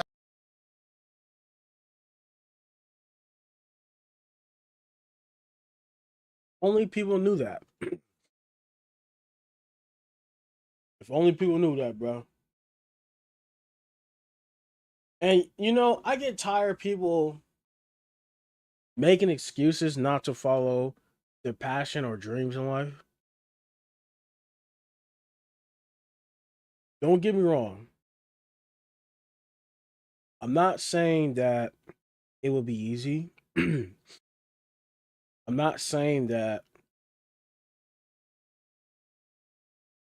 it's easier said than done, but it's like the way how I see it, and I don't know if y'all been seeing this lately, but I've been seeing this in my recommendation videos for the past few weeks. I'm seeing so many videos of people saying that they're gonna quit their 9 to 5 job because they just hate it. And then I'm also seeing videos of people saying that they're gonna quit a 9 to 5 job to do YouTube full time. And I will highly recommend people not do that. Why? Ultron, why would you say that? Here's why. It's better to work your 9 to 5 and do your side hustle slash dream job on the side, because this is all self-explanatory shit. What happens when you quit your 9 to 5 job to chase your dreams, your dream job? Well, what happens is all that income, and this is promised set and done income. Because when you go to a 9 to 5 job, clock in, when that shift is over, you're going to get your check. You're getting a promised check, right? Whether it's paper check, cash, or if it's direct deposit to your bank account, right? When you quit that, you're not gonna get that no more. And when you now, unless you got even if you got money saved in your account, right? That's not gonna matter because you got no money coming in. You got money coming out of your accounts, and you got nothing going in. At the end of the day, the way how I see you losing money, and you're taking a huge risk. So all the income that you was having coming in is not there no more. So you have to rely on whatever money you have stashed up and go off from that. You know what I'm saying? And you might succeed, you might fail, but that fact is still there. You know what I'm saying? And what I'm literally following my passion slash dream job. I'm doing that right now, even though I've kind of low key put it on hiatus for past 4 months, whatever. Um, I do eventually want to get into IT, but that's really like a secondary thing to me. But my dream job for me personally has always been to just be a entrepreneur. And when I mean an entrepreneur, if I want to get into the entrepreneur thing, to be a reseller, a PC flipper, and a reseller. You know what I'm saying? That's really my main thing. You know, and I've always had that drive, and I've always been a reseller, man. But I've been on and off with reselling for the past years, bro.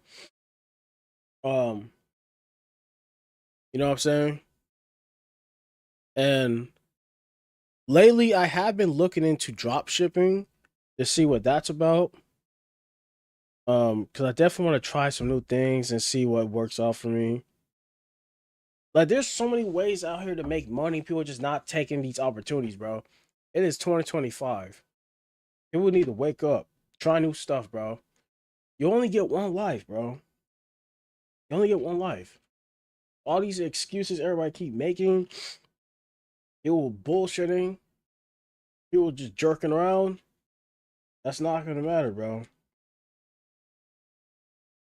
Because if this person, that person could do it, why can't you do it? What's your excuse? You know what I'm saying?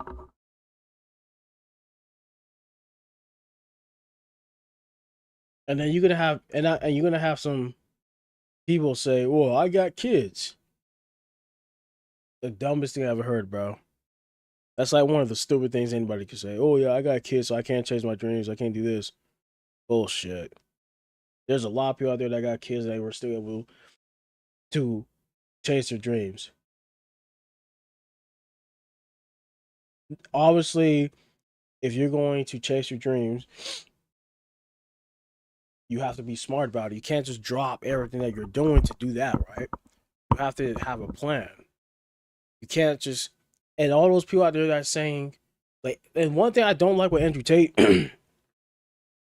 don't get me wrong, I like Andrew Tate, but some things I agree with 90% of what Andrew Tate says, but there's that 10% where I just disagree. You can't just say, get rich, do this, do that. My nigga, it don't work like that. That's such a vague, gray area thing to say. How is somebody supposed to get rich? Everybody gets rich in different ways, different things. A lot of people get rich because they're lucky. You know what I'm saying? So it's like, get rich. What does that even mean? That's like you telling a person who wants to be a famous TikToker, or Instagram person, get popular, go viral. How you supposed to do that? And we all know a lot of people that go viral on YouTube, Instagram. And let's keep it real. A lot of these guys that got famous from a viral video, they were acting like a damn jackass. Let's keep it real, bro. They did some monkey shit to get where they at, and they just kept it like that. Let's keep it real, bro. Having sex with no condom on, STDs. You gotta pay attention to detail. What are you doing with yourself? If you feel offended, pay attention. I can't insult you unless I'm in your face talking to you personally. If you feel offended by what I'm saying, good luck with life, because people are gonna say a lot of things that's gonna offend you. Words are nothing, man. Action is everything. But for somebody who's weak-minded, you might put words on a pedestal and action means nothing to you. But that's why your life may be full of chaos, because you got no action, you got no growth, you got no plan. Some of y'all still chasing ass. Y'all gonna do that till y'all 50, 60 years old. You're gonna have children everywhere. You know, you're not gonna have a stable home. You're looking at the wrong women.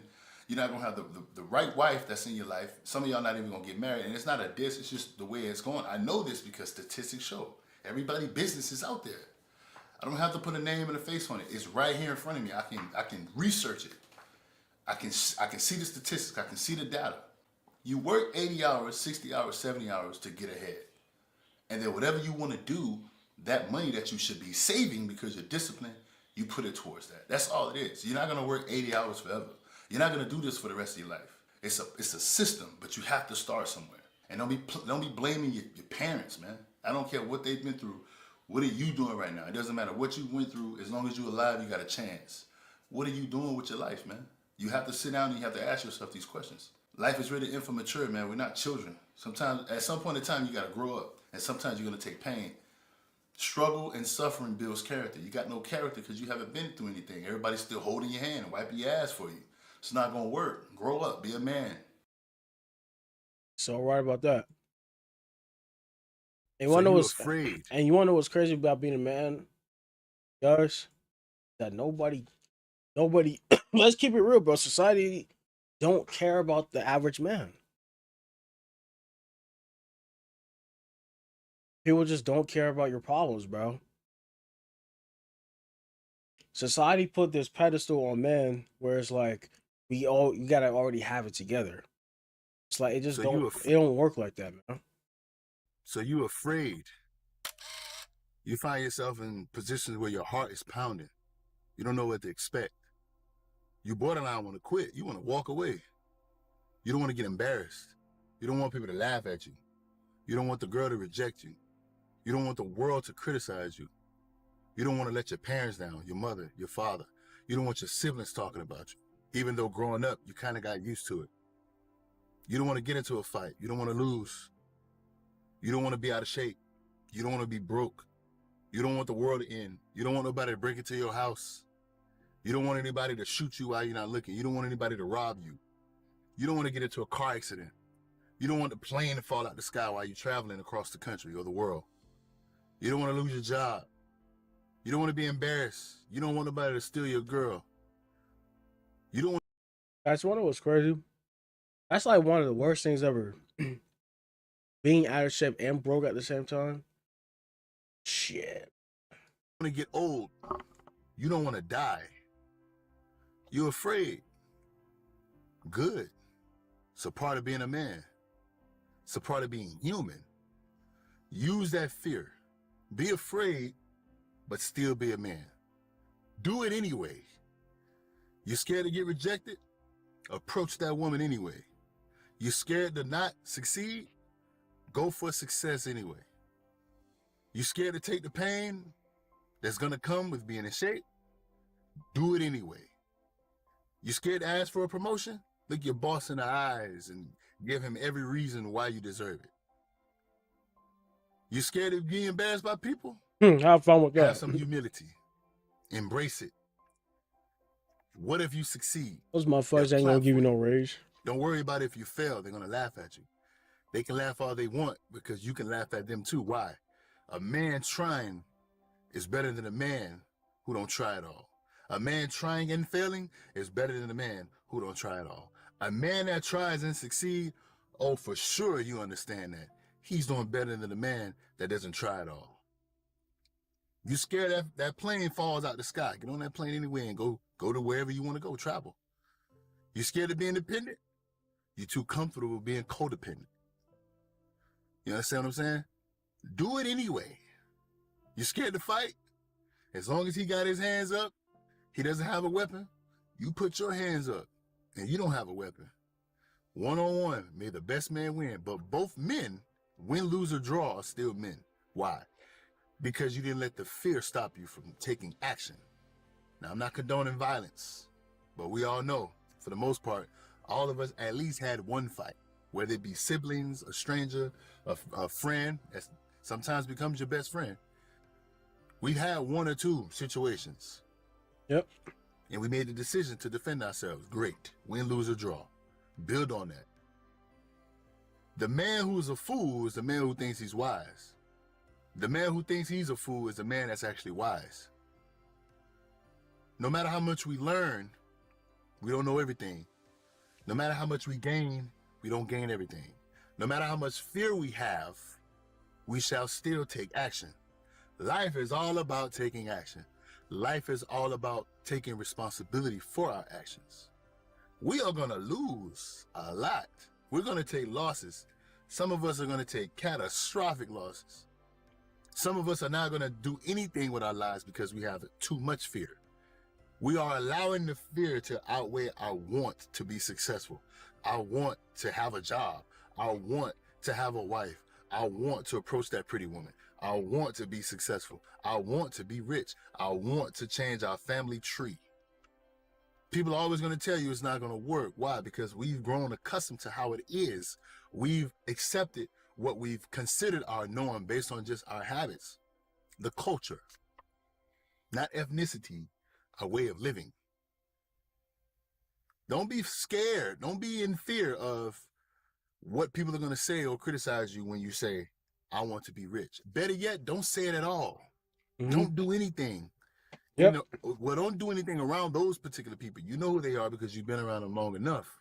When you're not around them, what do? You take action.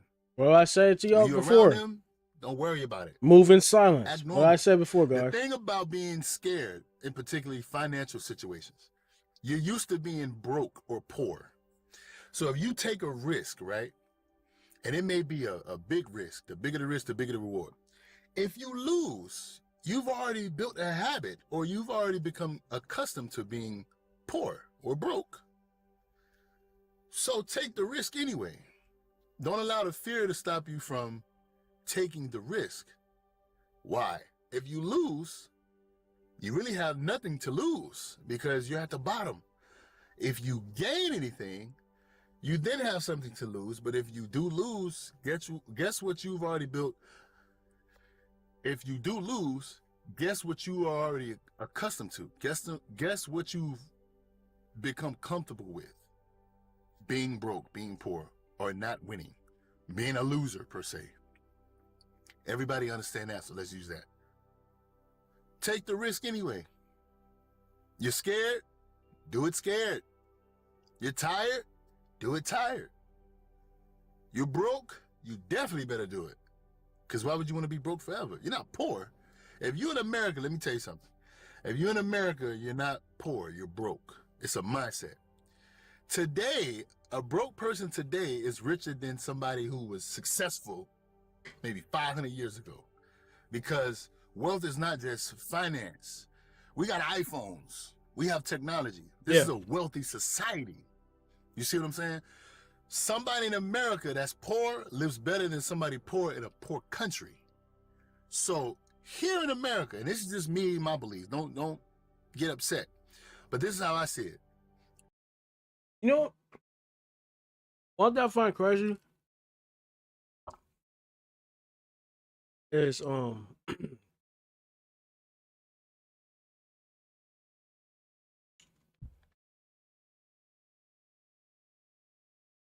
Listen,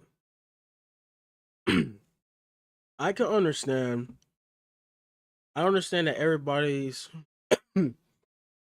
situation is different. Everybody has different financial situations. People go through a lot of crap. But for the average person that's in America, I don't understand how, in God's name, you have all these resources, right? Like you said, poor person now in America is richer than a poor person 500 years ago, right? Facts, right? But check this out, guys. I don't understand how you could be in America, right? You have access to all these resources, there's jobs, you have all this stuff going on, right? And a lot of people allow themselves to be broke. People allow themselves to be in the streets.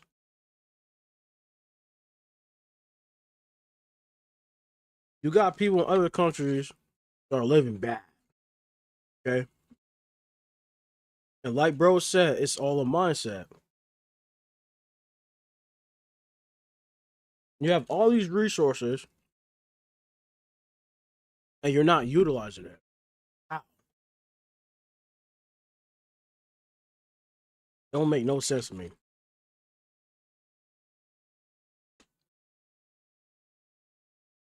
I don't get that. There's people in Mexico, for example, because we keep it real, a lot of people from Mexico come here for better life or better situation.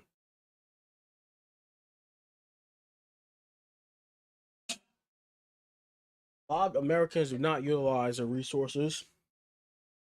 A lot of Americans are lazy, don't want to work. You got other people in countries just like Mexico that would kill or do anything to be able to live the life that we live, right? And you got all these Negroes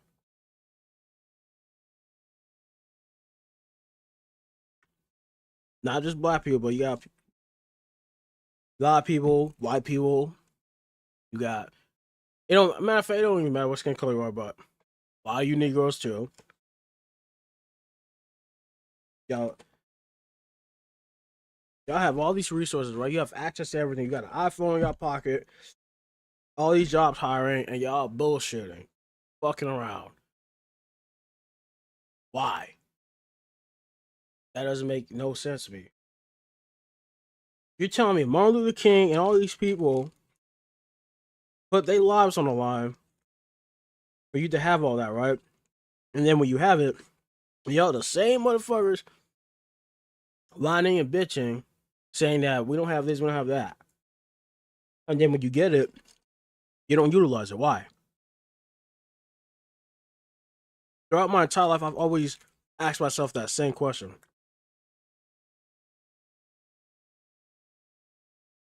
And it's like you got a lot of these jackoffs. Just you know, there's a saying that um it's like a short saying.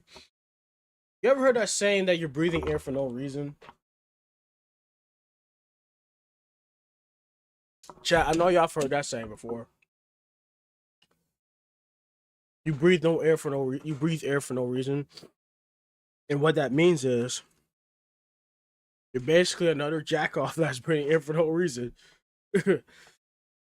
Because I I I just don't get it, bro. It's like God has given you a gift to breathe, think, talk, and act.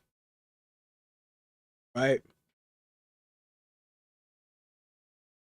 You could do all these things, especially if you're a person that has no disability, no broken limbs, You're not special ed.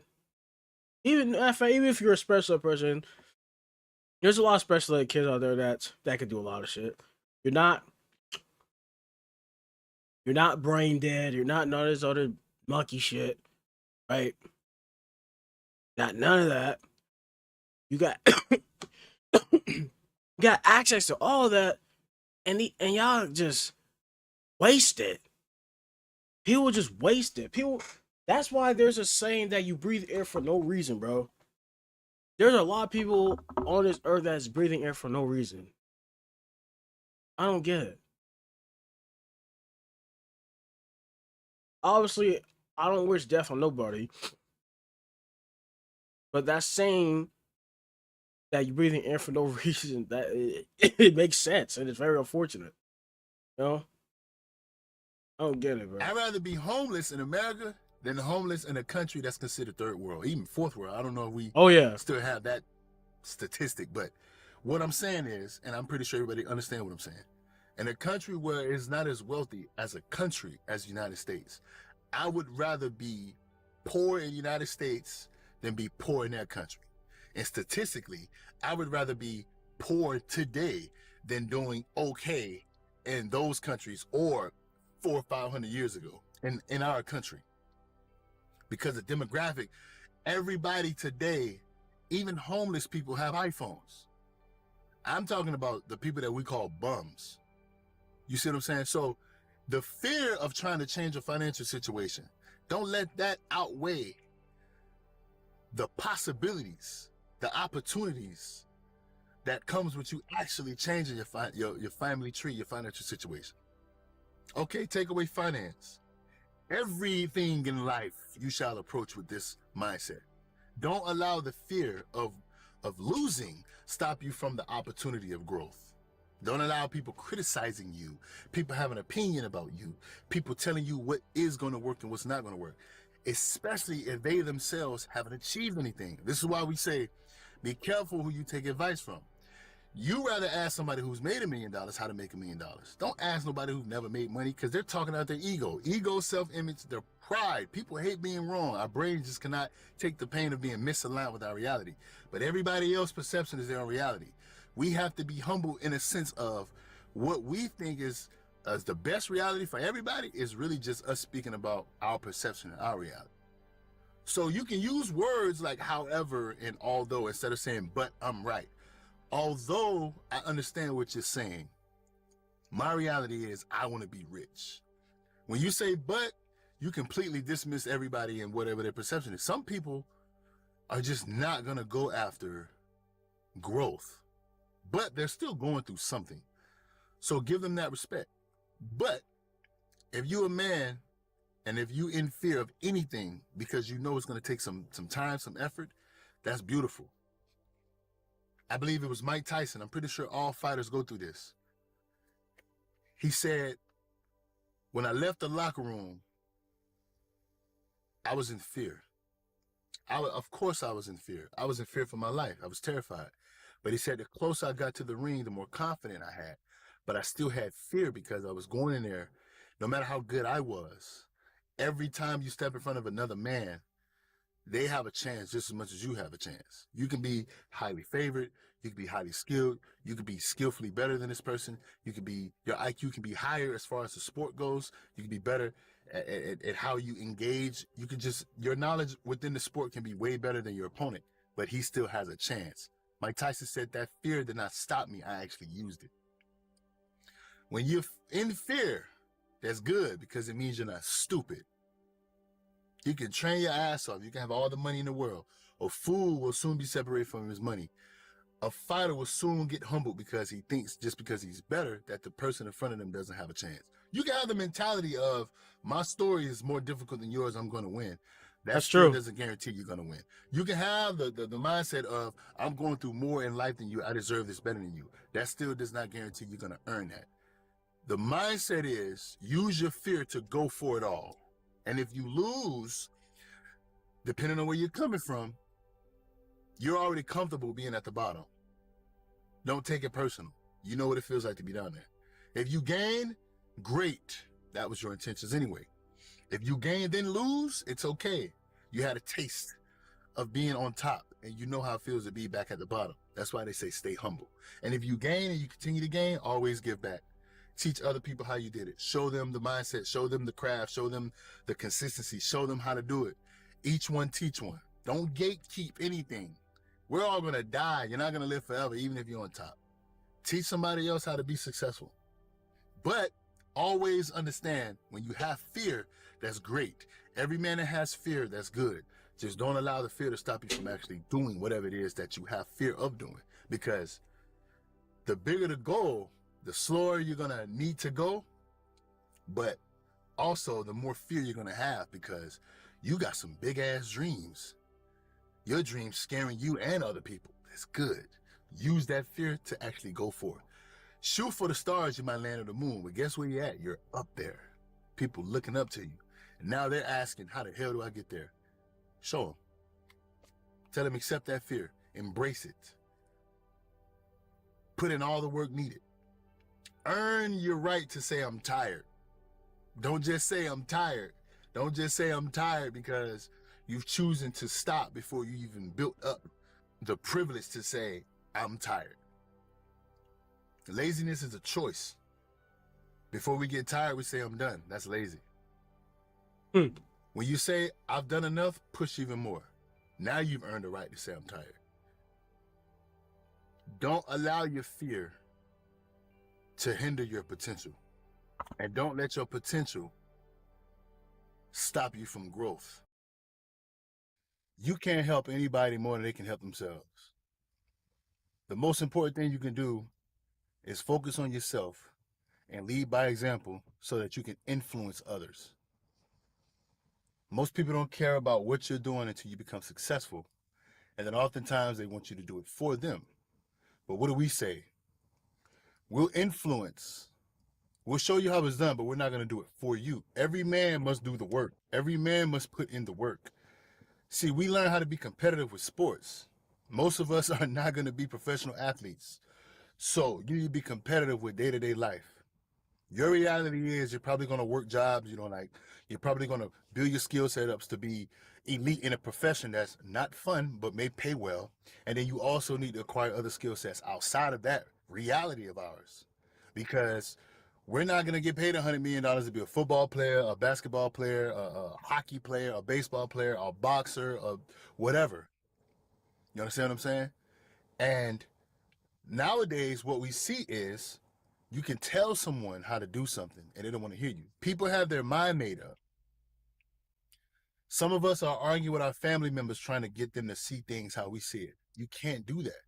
You got to focus on yourself.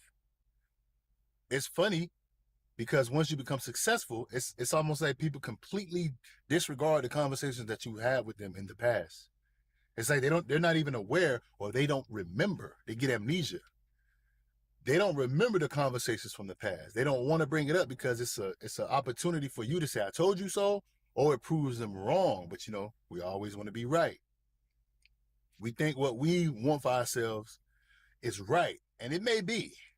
But like I always say, if you're going to say that, you got to live with that. So if somebody does something that's better than you, or you perceive to be better than what you've done, but you had a conversation with this individual and they tried to enlighten you or inform you, but instead of listening and maybe accepting and starting to practice or slowly incorporate whatever it is that they told you, you went ahead and say, no, what I already have in my mind and what I already have that's best for me, I'm going to continue to go that route.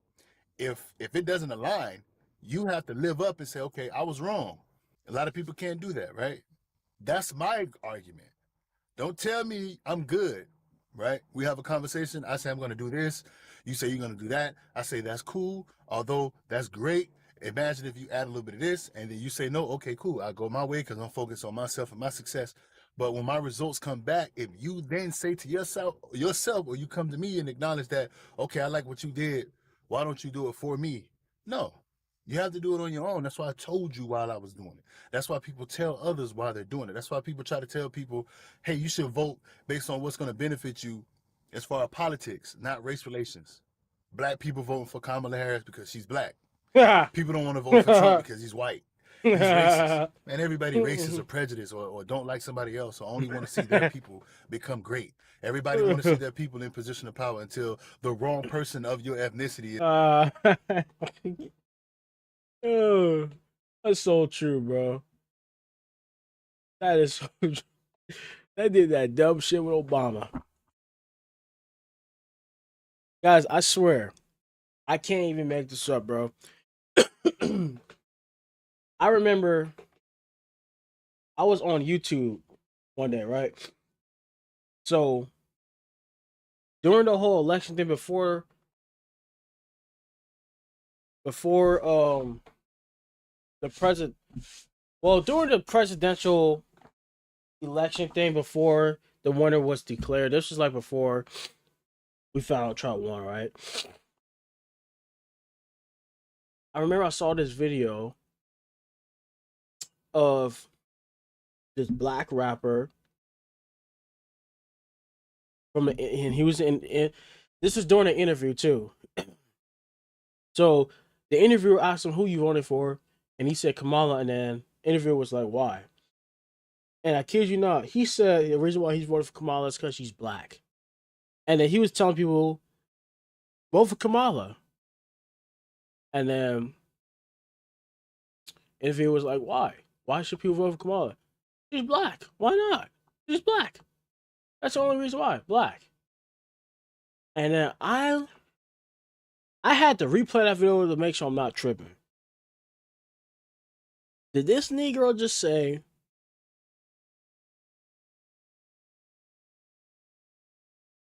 I'm going to vote for Kamala and you should vote for Kamala because she's black? And that's it? It's not like he said anything else. It's not like he gave any other reason why. That's literally all he said. Is that what this country is turning into?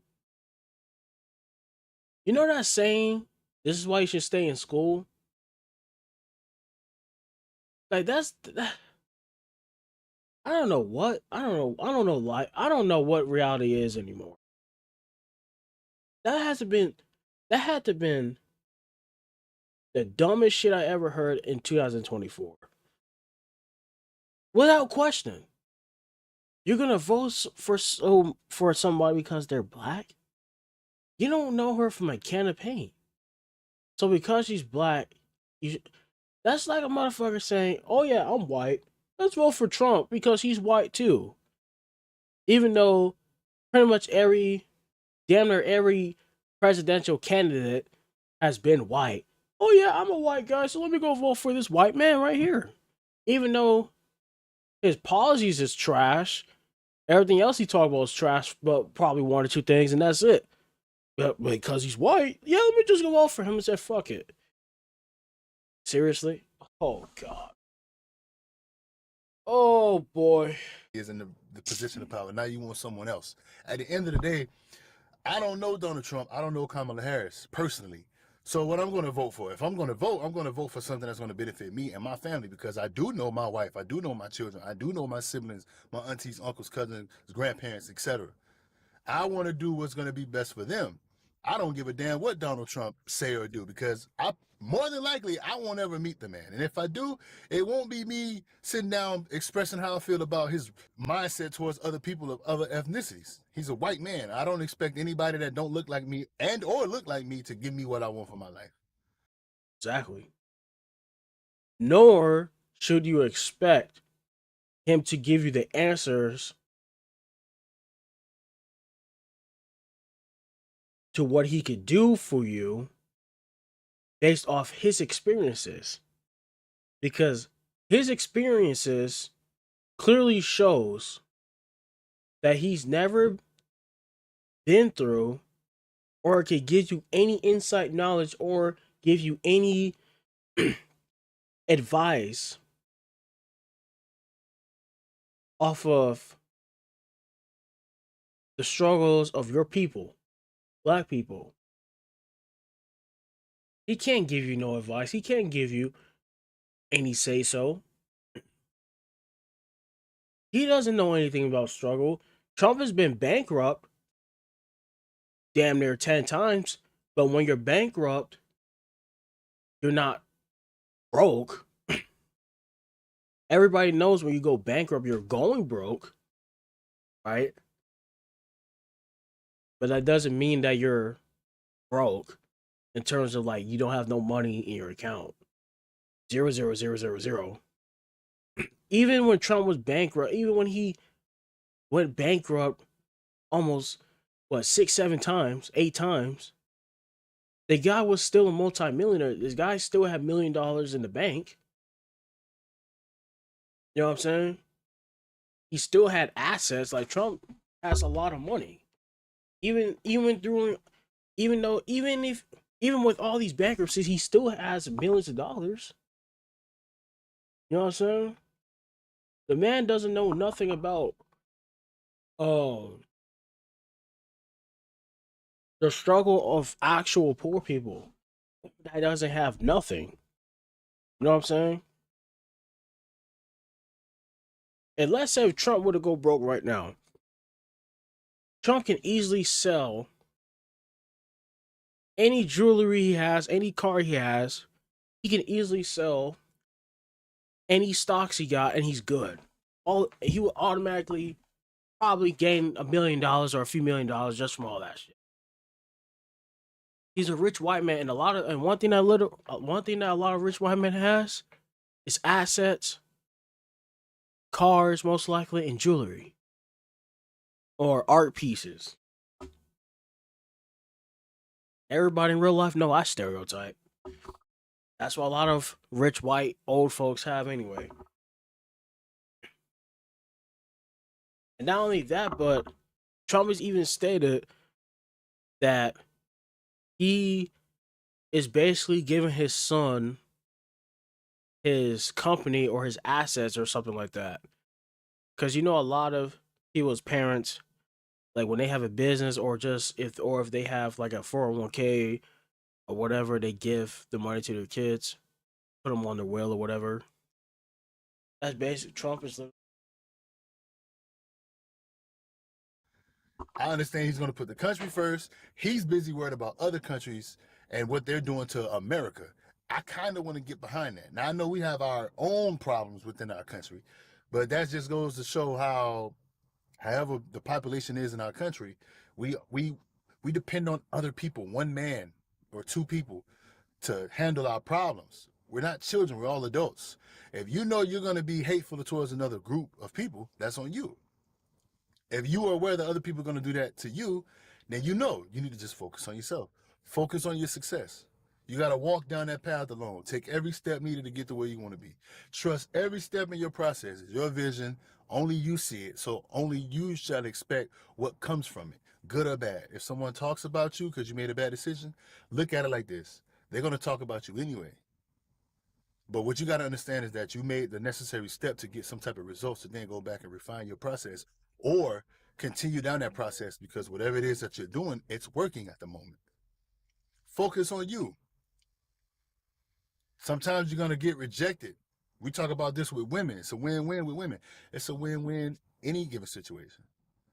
If you're doing something that's out of your norm, you're being comfortable with being uncomfortable. Sometimes being too comfortable, you get comfortable, or you get uncomfortable, and now you want to seek comfort, but it's going to be going against what you've done.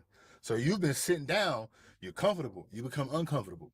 Now you need to get comfortable doing everything that's the exact opposite of whatever it is that you've done that was comfortable at the time to put you in a place of uncomfort, because you're not reaching your potential. You're not even striving.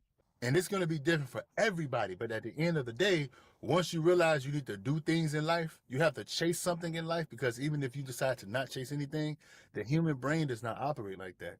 You're going to seek something. You're going to seek some type of purpose. You're going to either turn into the person that's mistreating others, judging others all day, looking for validation all day, blaming people all day, or just making excuses on why you're not doing whatever it is that you want to. And when you see someone else doing it, instead of you accepting that you maybe express a little bit of haterade, you're going to then say, oh, they got lucky, or they think they're better than me. It's like, no, you think they're better than you. But if you would stop spending so much time judging other people, right? Focus on yourself and your success. It doesn't even matter what everybody else is doing. If we focus on watering our grass, we can't even look to see if our neighbor's grass is dead or alive. Now, we don't wish that on our neighbors. At least I'm not the person that do that. But I believe my neighbor is doing what I'm doing. Let's make sure my grass is watered. Let's make sure my grass is healthy. I think everybody around me is doing that. I don't expect them to look over and say, hey, neighbor, your grass is greener than mine. I'm a hater. Or look over and say, hey, neighbor, your grass is dead. Ha, ha, ha, I win. I know we're competitive people. We're competitive beings, but everything is not a competition with me. I know people who say. Sorry, guys. Wanted to change my jersey. I'm more warm and comfortable. Just got this out the dryer. If we had to switch shirts out. Yeah, man, I think that's enough of Bill. Let's see.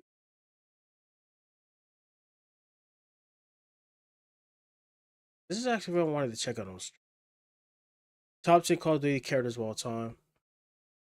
Antagonists. Ladies and gentlemen, as you guys know, I like to dive into the story of individual characters within Call of Duty. In fact, we've gone through a lot of different characters. If you guys want me to react to a video on stream, obviously that's obviously something that's not going to give me copyright strike. Put a link. Don't just say the name of the video. Actually copy and paste the video in the chat. Within various different Call of Duty games. Now, today I'm going to be doing something a little bit different. We're going to be going through 10 different characters that are my 10 personal favorite characters. And the reason why I'm doing this is because often when I stream or in the comments of my videos, people ask, what is my favorite Call of Duty character of all time? And I think that's because we've went through so many different characters. And today I'm going to go through what my 10 favorites are. And I almost guarantee you will not be able to guess what my #1 favorite character is. Now, another cool thing about this video is every single character that I'm going to talk about in this video, I have made a full story of, going through their entire. One of my favorite characters. Matter of fact, I think my favorite villain in Call of Duty so far is Raul Menendez from Black Ops 2. Raul Menendez, he was a good villain. I like this character. I remember this small YouTuber, he made a in-depth video on why he liked, I forgot the name of this dude, but he's basically like the main villain in Call of Duty Ghost. And I can kind of see why he liked it. I played Ghost before, but I never finished playing the campaign. I've actually never finished playing the campaign of that game. I don't even have that game no more.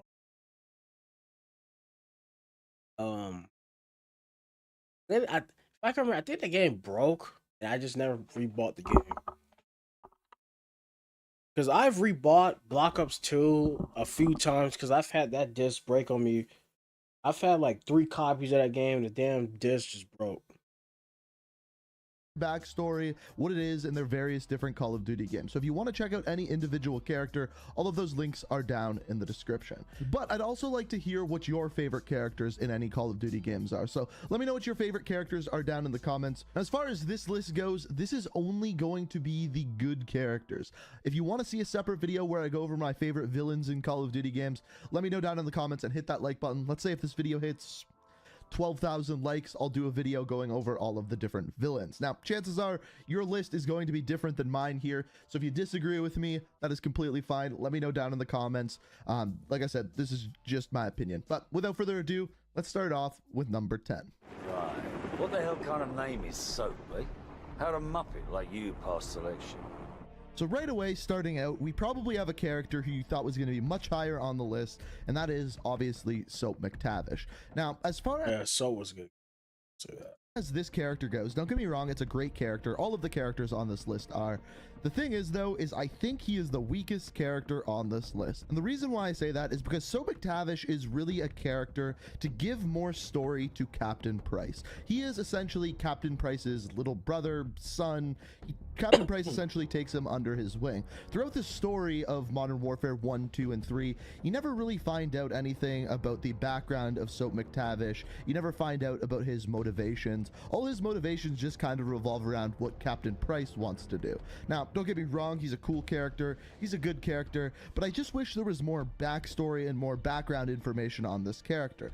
The one thing I will say is his death scene is by far, in my opinion, the saddest scene out of any Call of Duty, just because of the relationship between Captain Price and Soap McTavish. But again, I don't think that's on Soap, I think that's on Price. So don't worry, we'll be hearing from Price later in the video.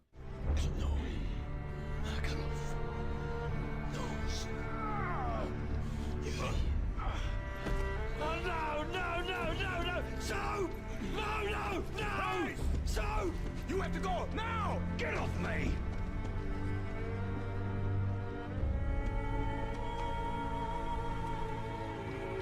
I'm sorry. Desert wandering aimlessly, traumatized. He expressed warnings to others of a force. Call of Duty Ghost. You know, when Ghost died, that one also hit hard too, bro. That motherfucker was betrayed.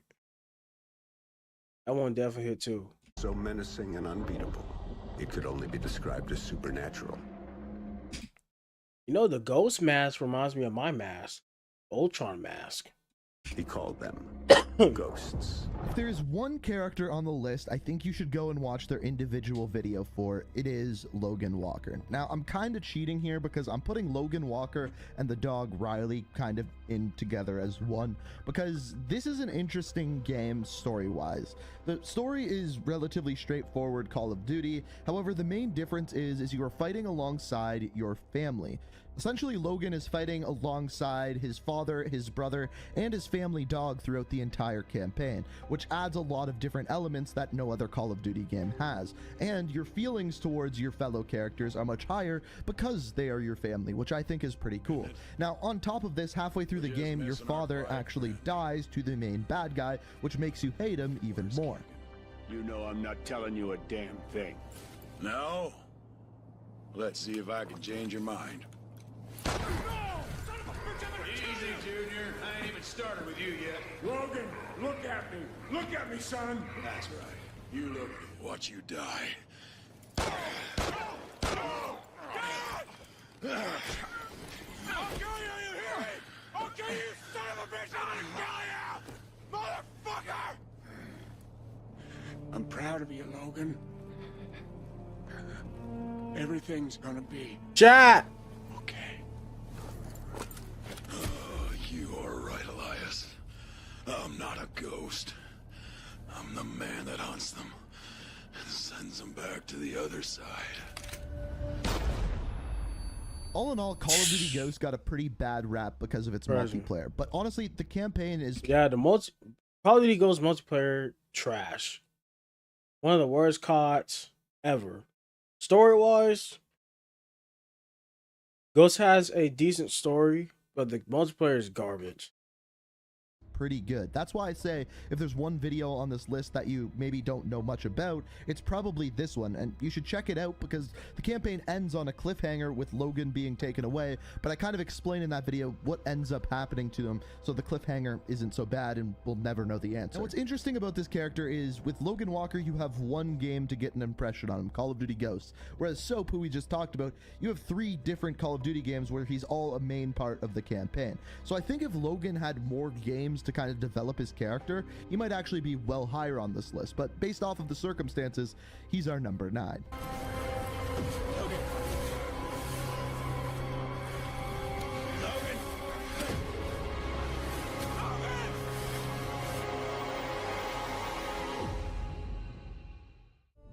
Ever since I could hold a rifle, I wanted to be like you, Paul.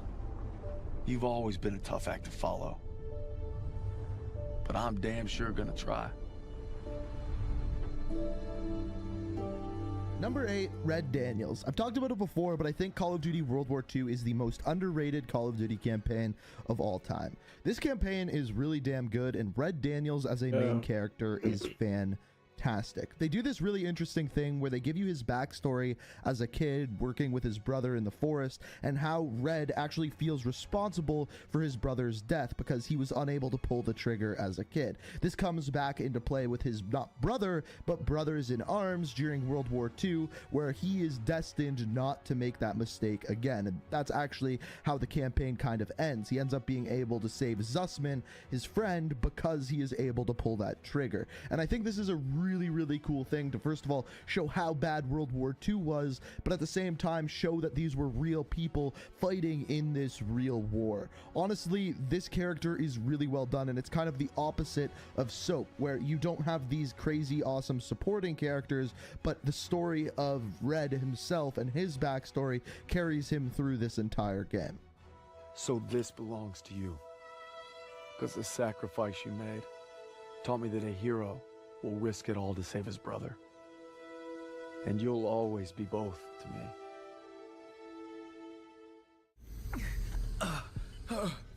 Oh boy, here we go.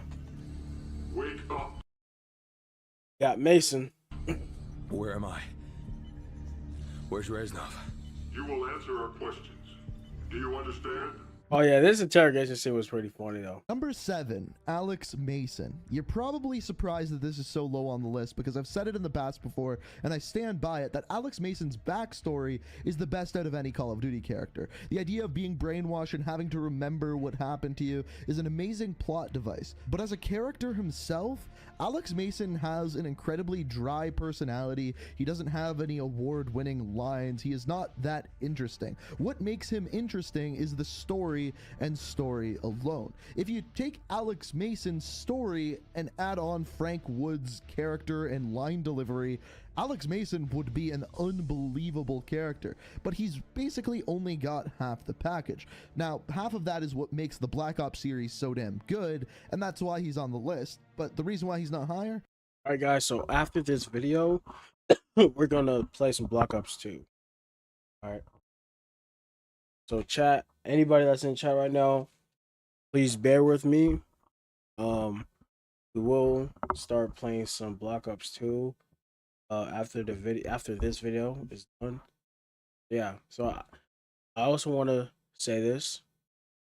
Thank you for everybody that came into the stream. We've had a pretty good talk chat stream. You guys are cool.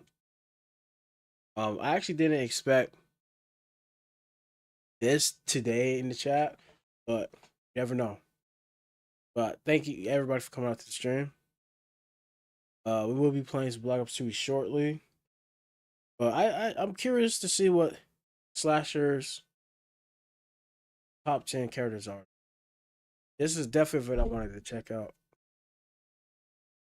It's just simple, a lack of personality. Now, I will say that this could be a part of the character. Remember, he is brainwashed, and he's fighting through that through the whole Black Ops series. That might be why all his lines are kind of dry. But as far as the character goes, his story's awesome, his personality's dull. That's why he's at number 7. Come on, freak. Introduce you to somebody. Al, this is Dave. Dave. How you doing? This is your dad. You got friends nearby? You too. Moving from Alex Mason, now our next character is Alex. Just Alex, no last name. This is from Modern Warfare, and he is the most recent character on this list. Alex is a fascinating character, and it's for one reason and one reason alone, and that is mystery. Alex isn't actually his real name. It's a code name given to him by the CIA, and we never find out through the entire campaign what happens to him. However, what they do throughout the entire campaign is very directly explain his emotions to working with CIA and essentially being this unnamed soldier. Working alongside Farah gives him a passion to do good for the world instead of being this secretive CIA agent. And by the end of the game, he makes the decision to sacrifice himself for the greater good because he's essentially sick of being this masked soldier. And I think this is a really good combination of a mystery of who this character really is and the truth of his real emotions. I think they did a really good job of portraying that. The one thing I don't like about Alex, and the one thing that if they would have changed, he probably would have been higher on this list, is when they brought him back into multiplayer, they didn't explain what the hell happened to him. He literally blew himself up in a giant explosion, and then they're like, oh look, he's back, but missing a leg. And they never explained how he got out, who saved him, or any answers to any questions whatsoever. But other than that, Alex is a really damn good character. You are a freedom fighter, Alex. You're a born leader, Farah. Say the word.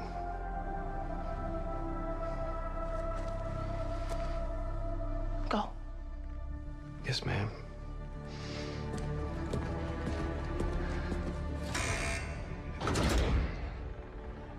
Good luck.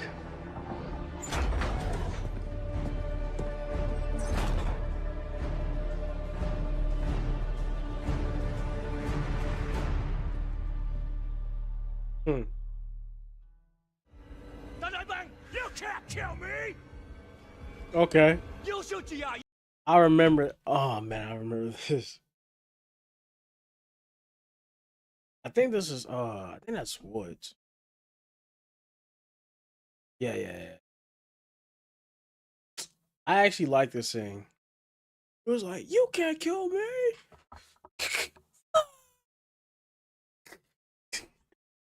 That guy's Woods was a crazy son of a bitch, bro.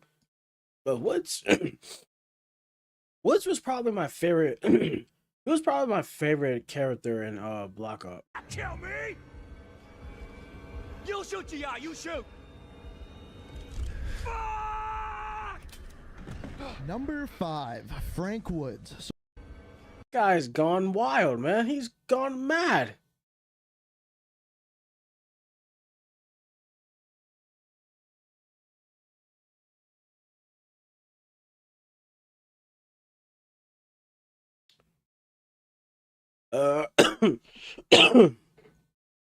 Reacting spike toy physical. Wait, what are you talking about? Spike toy physical fatigue. What are you talking about? Nay BR? What do you mean? You'll shoot you out. You shoot. Number 5, Frank Woods. So Frank Woods is awesome. He is such a good and well-written character. His personality is fantastic. His one-liners are iconic, and really that is why he is this high on the list. It's just an amazing, amazing personality that can carry the story of missions. Now, the downside to Frank Woods is the opposite of Alex Mason. He doesn't really have a great backstory. His story relies on Alex Mason's story. But because he has this amazing personality, as a whole, I do think he's a better character than Alex Mason.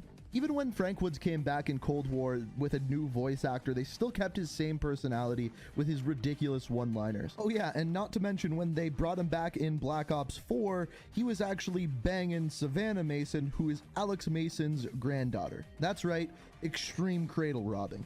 But as far as Woods goes, there's really nothing else to say. He's just a great character, great personality, and great one-liners.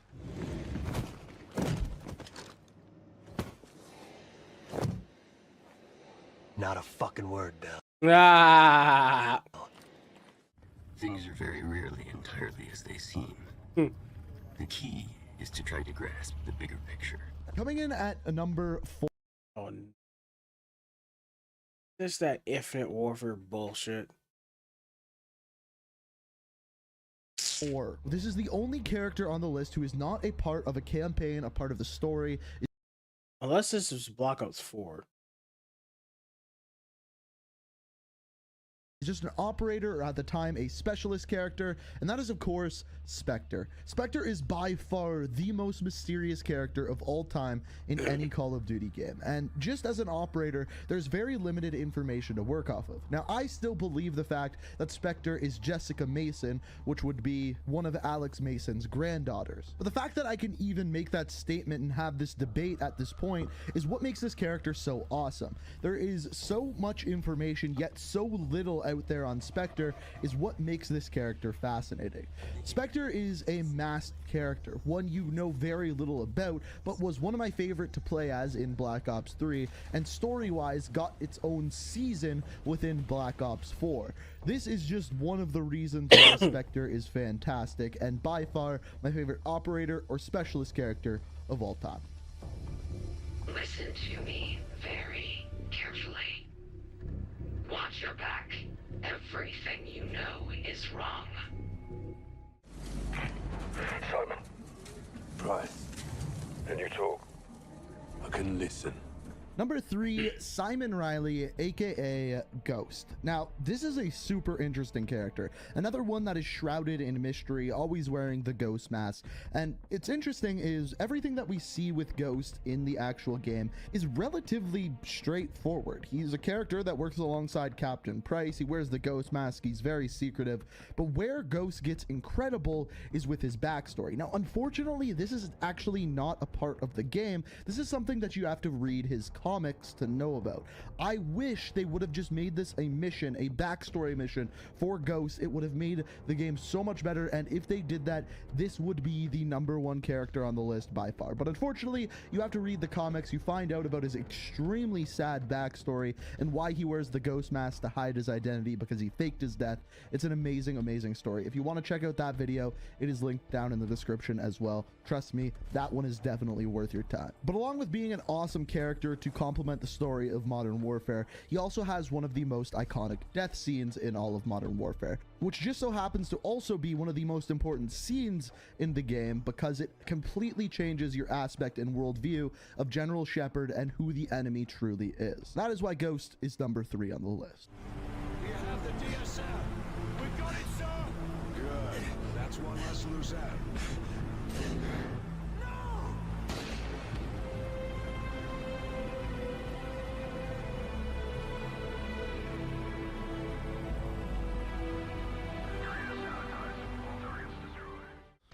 This is for the record.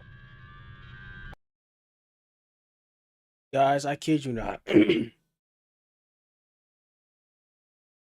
I wanted to bet any amount of money that if you were to ask people who play Call of Duty and remember a lot of the villains' names, if you ask them, what's the one villain in Call of Duty that you just hate the most? Everybody's going to say that motherfucker. Shepard. Because when I remember when I first played Call of Duty, it's Modern Warfare, right? When I first played that,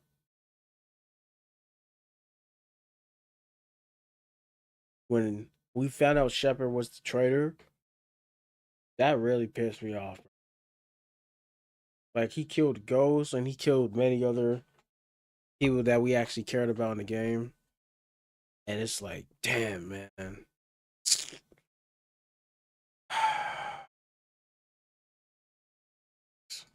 History is written by the victor. History is filled with liars. Captain Price, aka Mr. Modern Warfare. You know, that's probably true too. I don't think a lot of people think about that. History is written by the victor. History is a lie.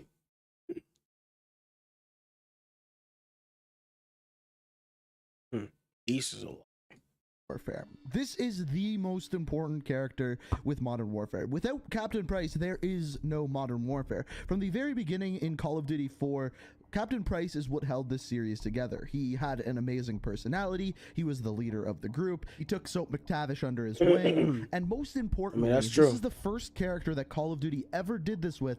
They gave him a backstory. In the mission All Gillied Up, which just so happens to be a fan favorite mission, this is where they give the backstory of Captain McMillan and Lieutenant Price working alongside each other to take out Imran Zakhaev. This mission is so important to build Captain Price's backstory and the foundation of Modern Warfare as a whole as a game. As the series continues and as it rebranded itself in 2019 with the new Modern Warfare, Captain Price once again reprised his role as a leader. With a new voice actor, people still loved this character, and I still love this character. Now, I will say the new Captain Price is different than the old Captain Price in regards to what lines they are willing to cross, and I should really make a separate video about that altogether, but I will say he's still one of my favorite characters. Bravo 6. Going dark. My name is Victor Reznov. So as I said, you probably didn't guess the #1 character. I think this Reznov. I think he was from Call of Duty War at War. Yeah, he's from Call of Duty War at War. I remember him. Victor Reznov.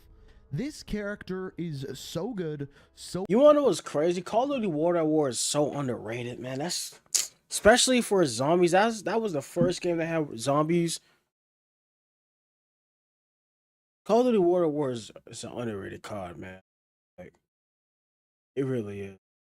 Like, think about it. Every time somebody talk about Call of Duty, what's the favorite COD of all time, whatever, or COD that people just go back to go visit. Everybody always go back and go play Black Ops or the Modern Warfare.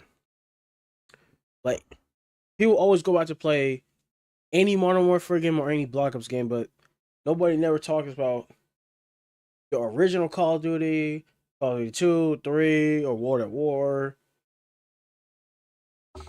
or all those other Call of Duty games that came out.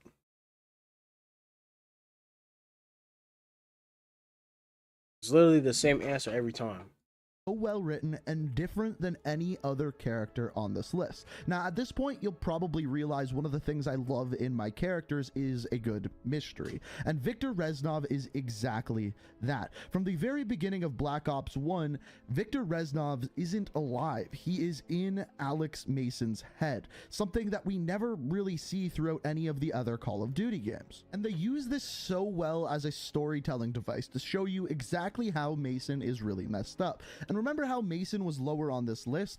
Mason might not even be on this list if it wasn't for Victor Reznov. Another cool thing about this character is in Call of Duty World at War, we actually kind of get to see the origins of Victor Reznov and see how he incorporates into World War II and not just the Alex Mason story. Now, not only does Reznov have the mystery, have an awesome story, he also has an amazing personality, which is another reason why I love him as a character. Without Reznov, the Black Ops story wouldn't be nearly as good as what we know it as today. And that is why he is my favorite character of any Call of Duty game. But like I said, you probably didn't guess that one. So let me know what your favorite characters are down in the comments. You can write a list. Just write your #1, whatever you please. Also, if you enjoyed this video, it is always appreciated if you do hit that like button. And as always, if you like what you see here, want to stay up to date on all my videos, be sure to hit that subscribe button, turn notifications on. Thank you so much for watching the video. And until next time, peace out. You can make it, my friend. You always survive.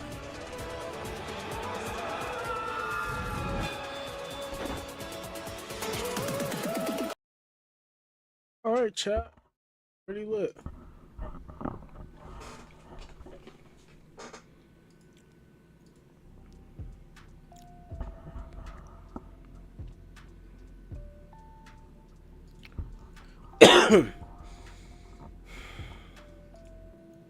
Not even gonna fold you. That was actually a good video.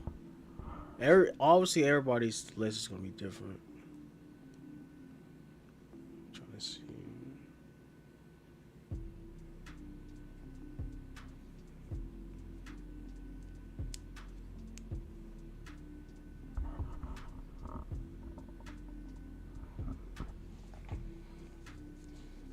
Dang, it's already 11 p.m. Dang.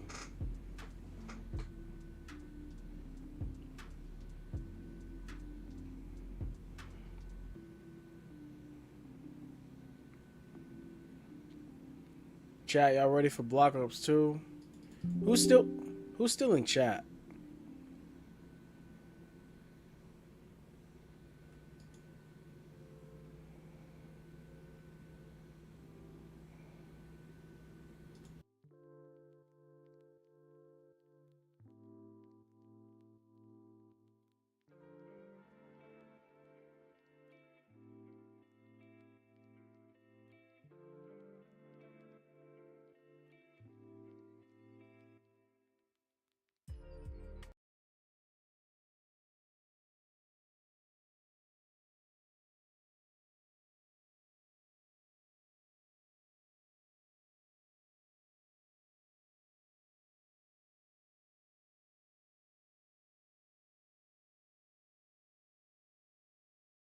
Hold on.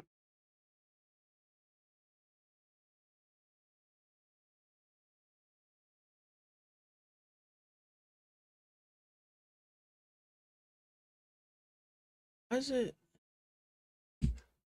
showing?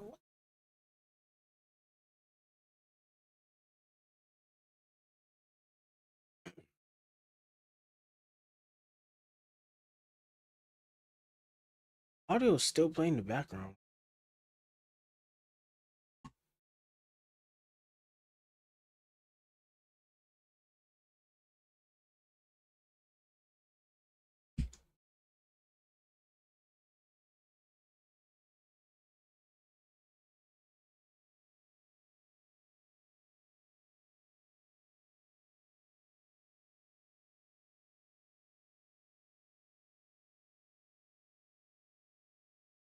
See some guys. Hold on. I don't know why. I don't know why.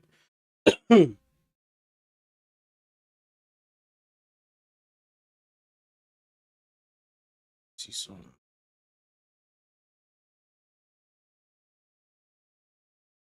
Uh.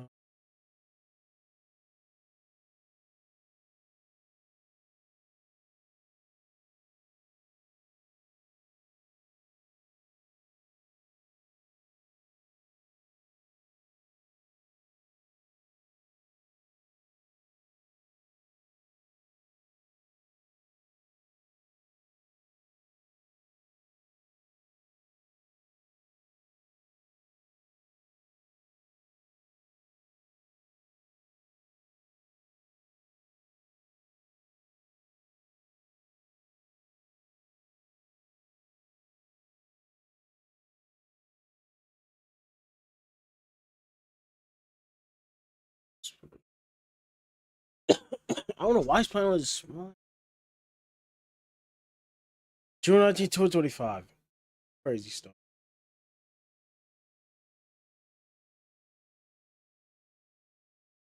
Can't even.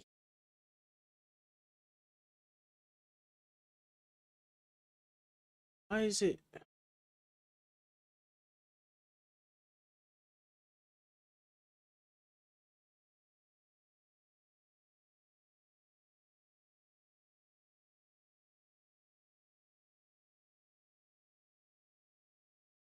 So weird. I've had this problem before. Why is it playing on that small screen?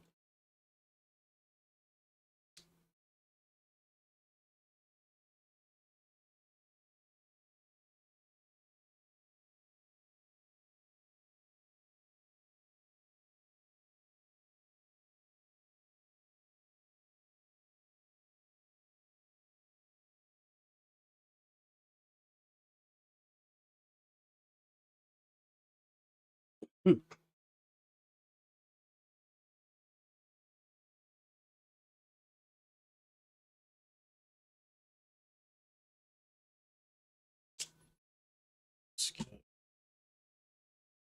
Settings.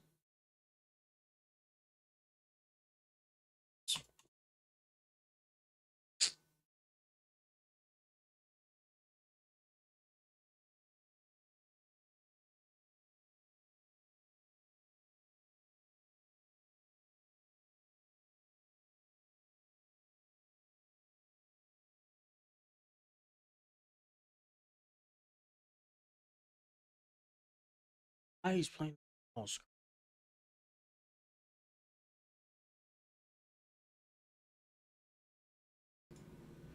That is so weird. I've had this problem before.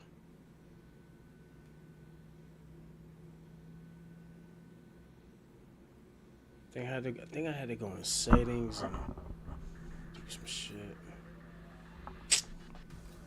Hold on.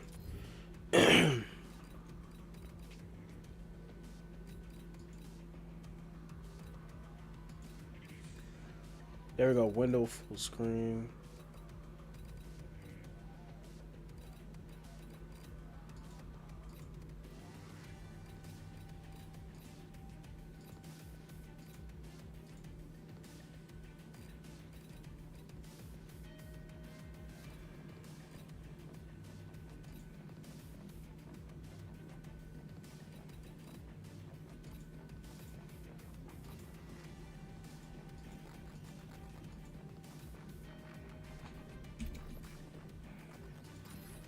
Settings.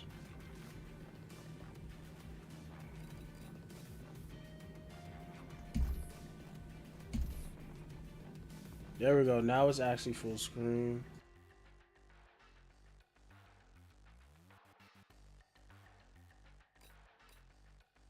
Now I can actually switch between monitor and monitor without having it be windowed instead of it blacking out.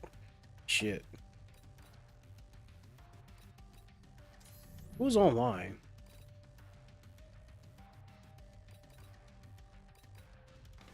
$127 people.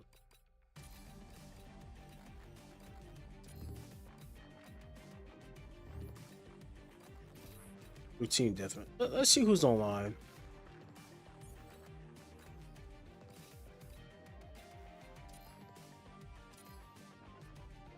Let's play a quick multiplayer match.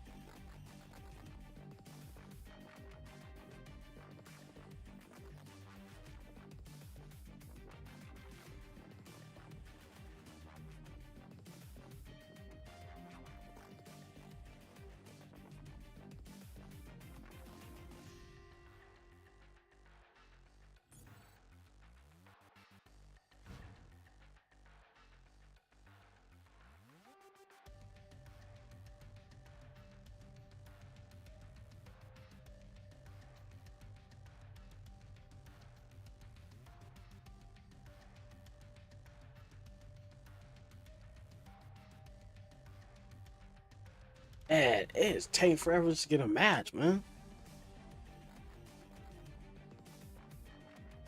See, on console, it was you were able to get into a match, bro.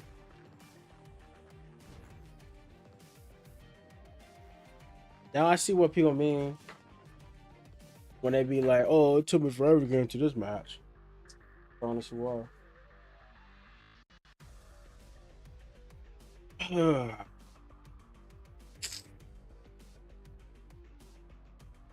Crazy.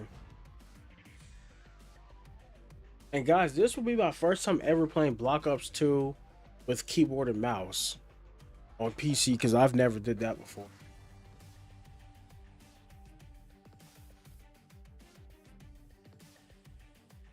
Because I've always played Black Ops 2 specifically on console. I played it on Xbox 360 and on PS3.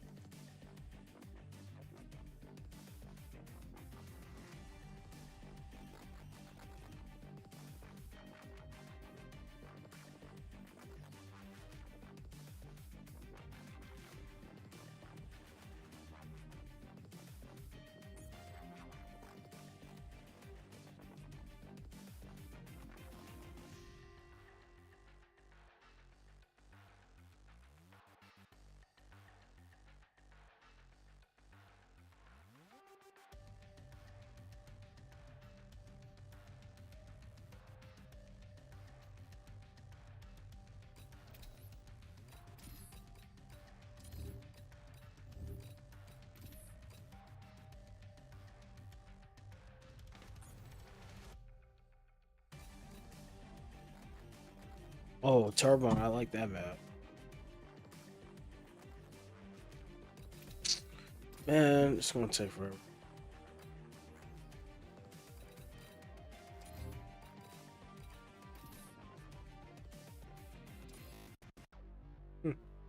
That's you.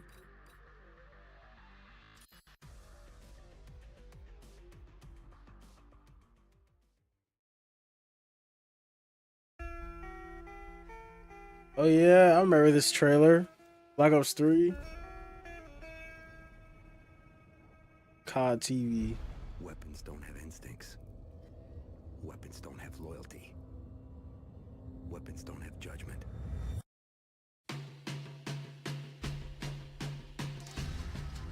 Soldiers do.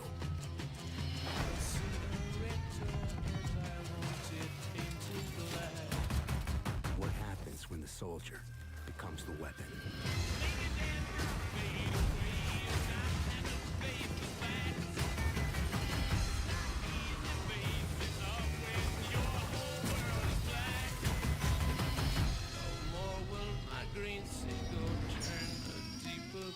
How far can we push technology? I could not foresee this thing happening to you. Before it starts pushing back.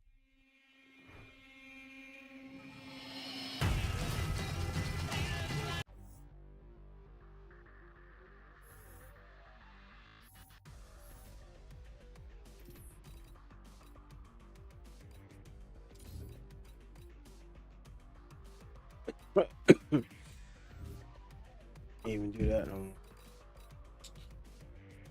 more. Oh.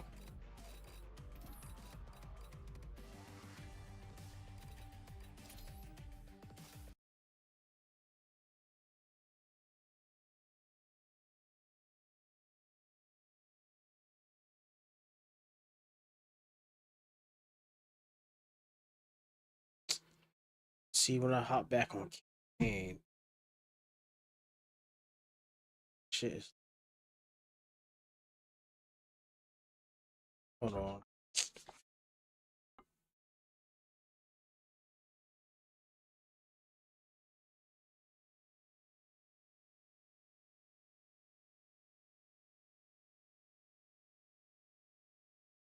Actually, no. Yeah.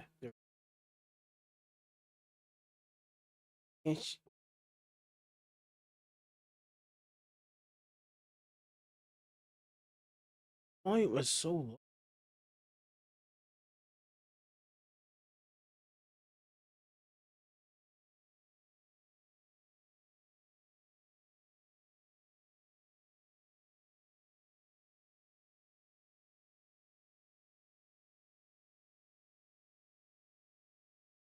That says me.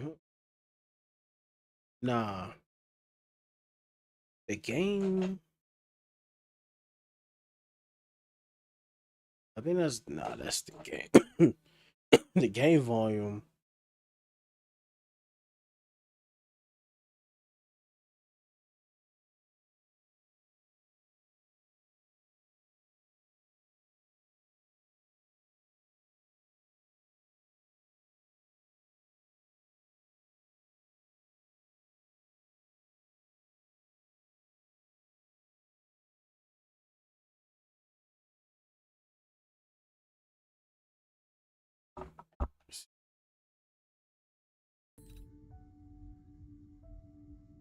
Now I can hear things. Now I can. Now it's more loud. I can actually hear. There we go.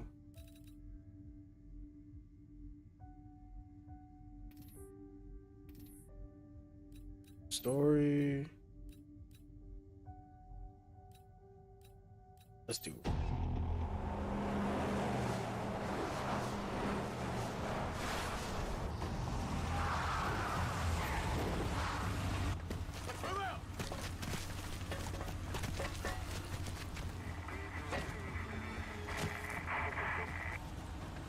Secure the building.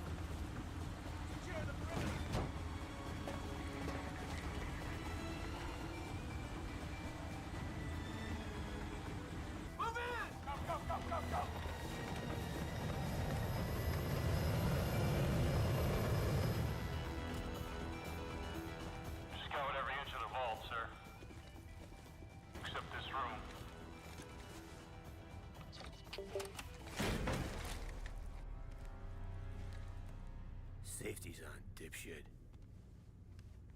Hey, old man. Was Raul Menendez here today? Sergeant Woods. Raul Menendez is the leader of Cortes Dia, and the most dangerous terrorist since Osama bin Laden.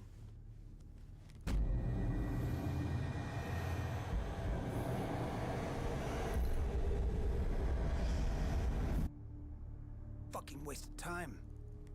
Guy's a vegetable. Back off!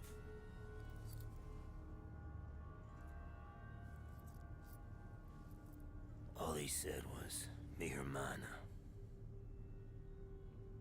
That's Spanish for sister, dipshit. You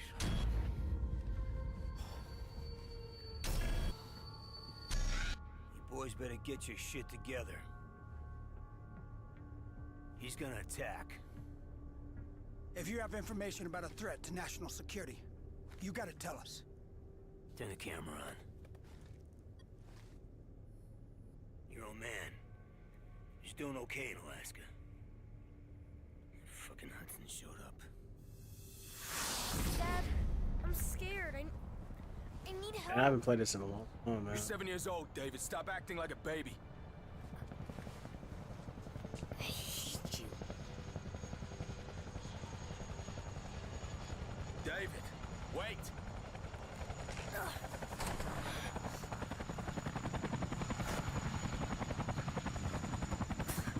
Go back to the army, like you did when Mom died.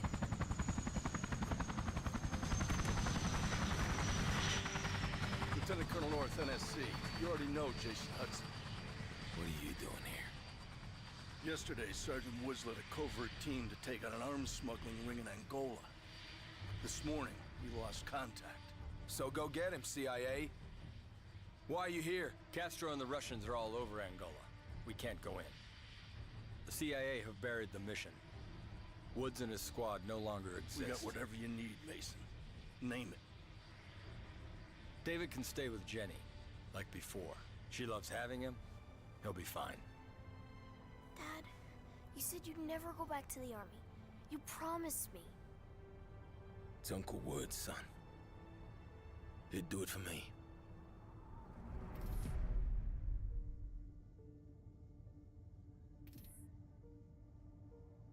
Yep.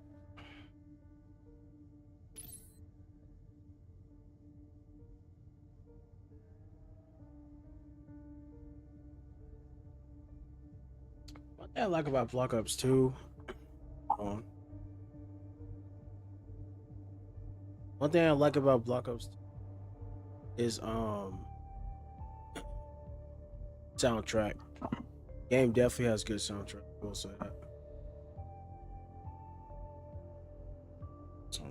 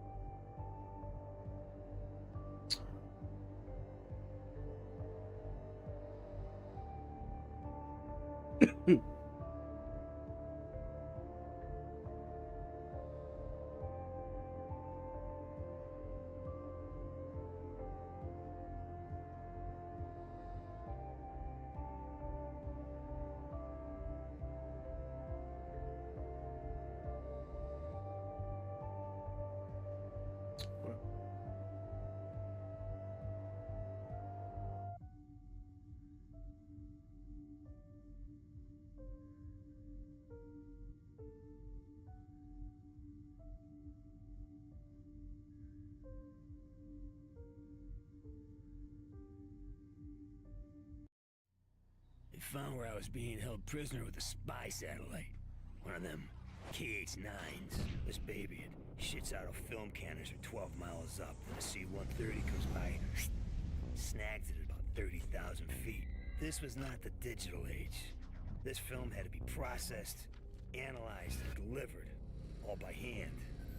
Our dog in the fight is a guy named Jonas Savimbi. You think I'm fucking nuts? This guy.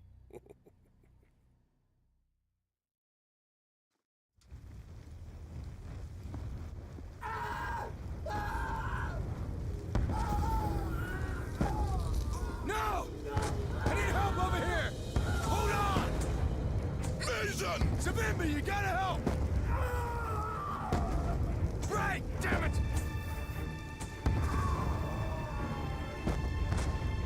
The fire finished. Sometimes it's too late to save a man. Let's move out before we join them in death. The water fire means the MPLA is ready for attack. They want a fight! We give them a fight! Move out! Alright, chat. Here we go. Hey, did you copy? Go ahead, Hudson. MPLA forces advancing on your position about 1 click north. Hey, we know! Savimbi's leading a countercharge. He's got balls on your back. What about Woods? Do we have confirmation on his location? They've been moving him from one location to another. We expect Savimbi's men to report back soon.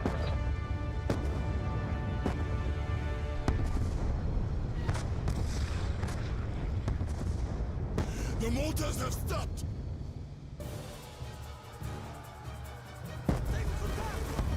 Here they come! Here they come, my brothers! Fight, my brothers!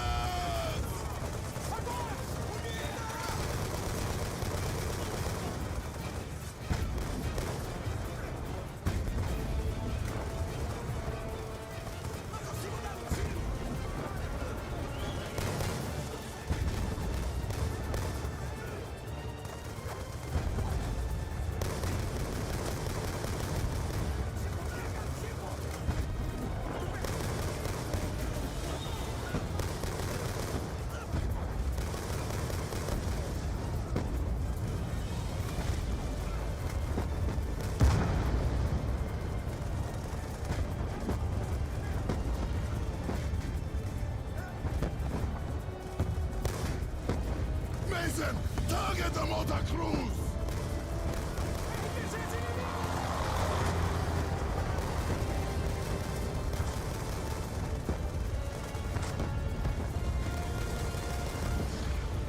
They're behind us!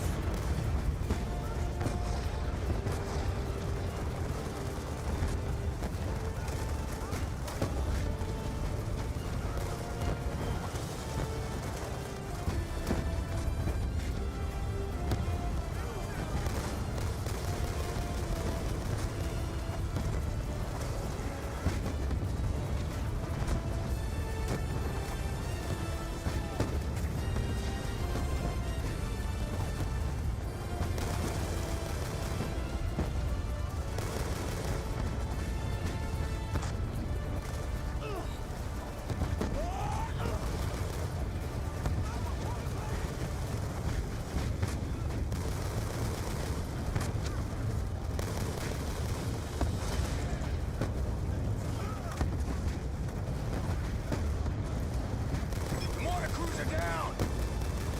Damn it, Hudson. They got T-62 tanks in support. We need you to take the heat off!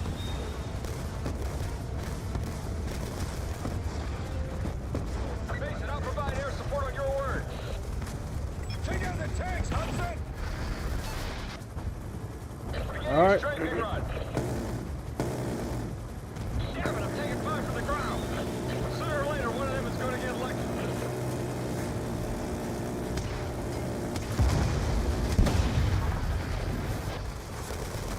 Nice work, Hudson. There's a couple of MG trucks targeting you. I can't make another pass till you take out those MG trucks. I'm doing them.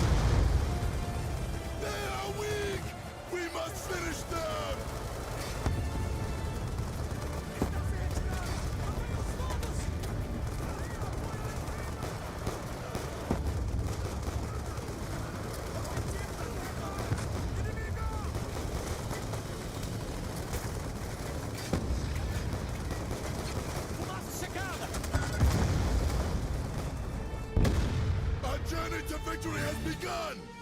Death to the MPLA!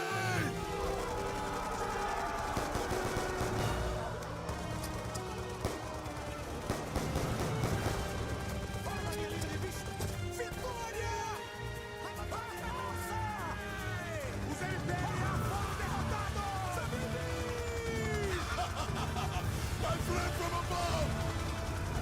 You killed many men today, huh? Yes! We all did! Where's Woods? The MPLA is not yet defeated.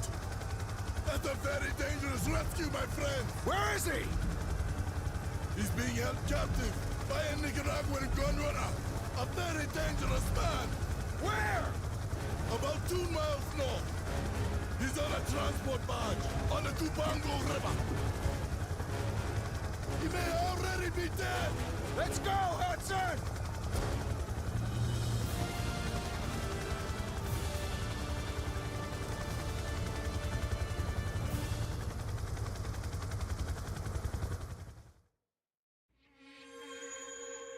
I was MIA and but your old man thought I was dead. After all that shit Kravchenko did to him. The numbers, Reznov being stuck in his head. He had no idea it was real. How the fuck could he? Kravchenko, when I sliced that bastard open, he saved everyone's ass. But he comes to first. Boom. Welcome to the Hanoi Hilton. 6 months later, they shipped me over to Da Nang. And this fucking place made the Hilton look good. Lost 17 of my group. By 72, it was just me. I was not gonna die in a fucking swamp!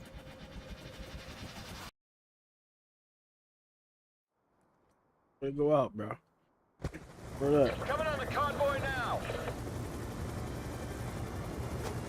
The boys matches Svenby's intel! Woods should be inside! Bring us alongside, Hudson! Damn it! Taking fire!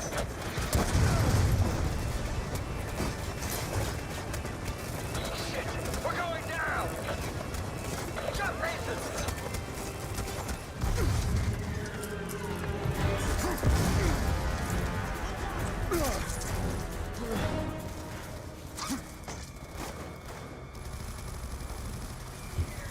Clear the decks!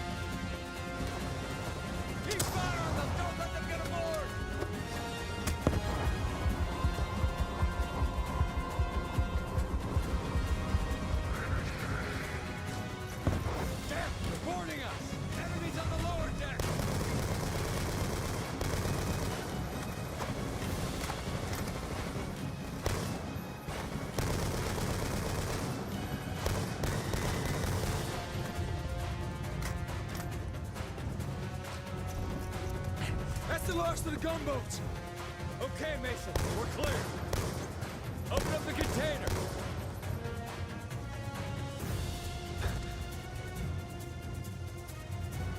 Give me a hand with this, Mason. Come on, man.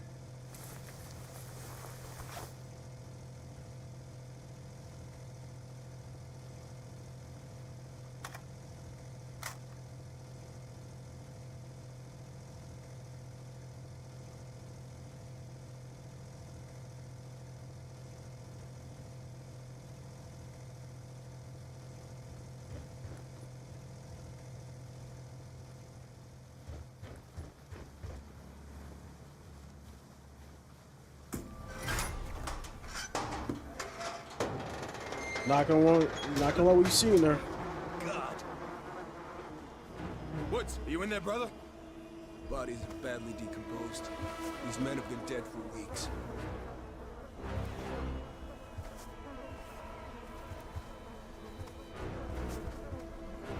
Woods.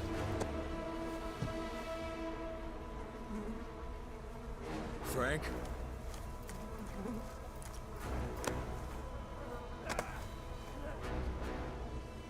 Frank!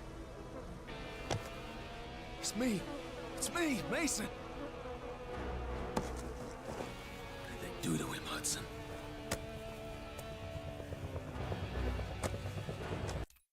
Fuck him. That's what. He is out of it.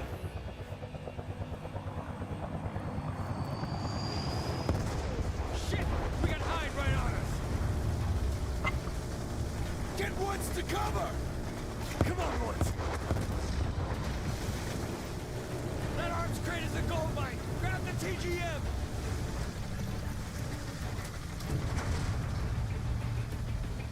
Let it down!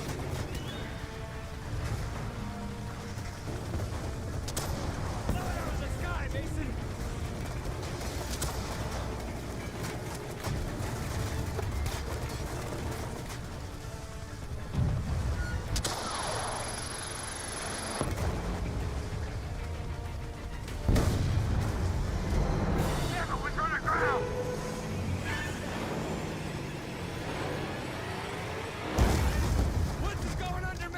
I'll get him!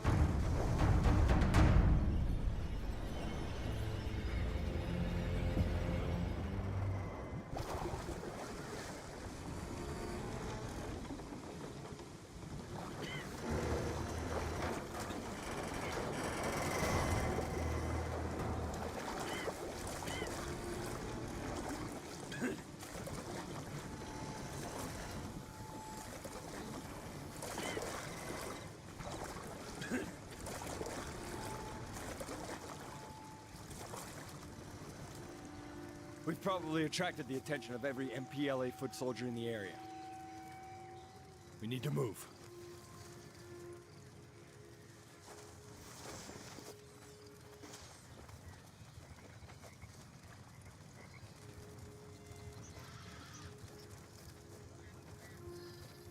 Come on, Woods, I've got you.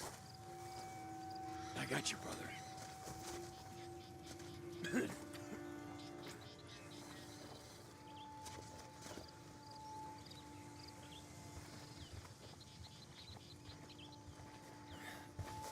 Village ahead.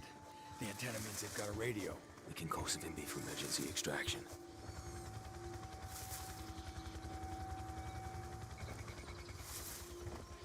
Hold. Take cover behind that log.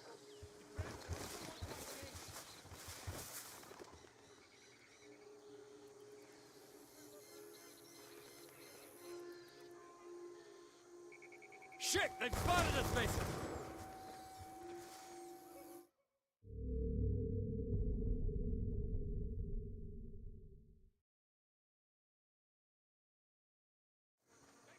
Hold. Take cover behind that log.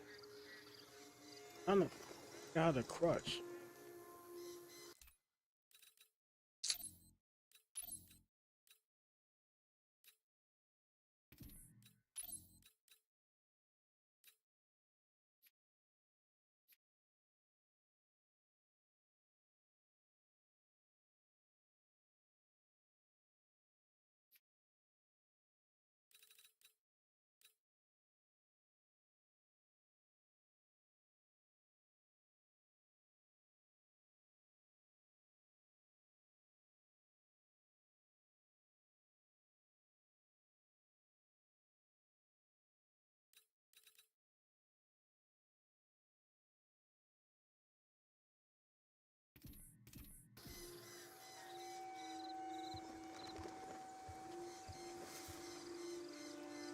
Shit! They've spotted us, Mason!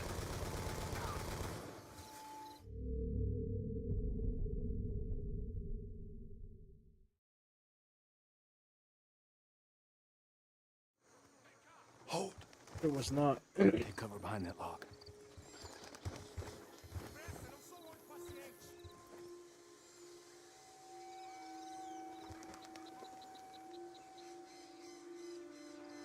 Shit! They've spotted us, Mason!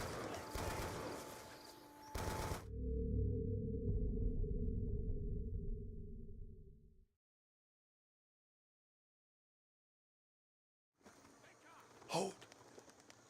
Take cover behind that log.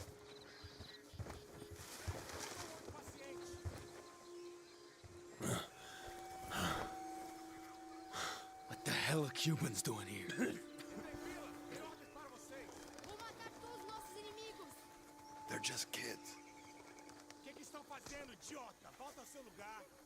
Soldados inimigos foram vistos na área. Você, que maneira é essa de segurar seu fuzil? Você se chama de soldado? Volta ao seu lugar. Continua chorando por sua mãe? Você quer ser criança ou quer ser homem? Mexe-se! Procura a área toda por eles! Let's move. Teaching kids to be soldiers. It's not right, bro.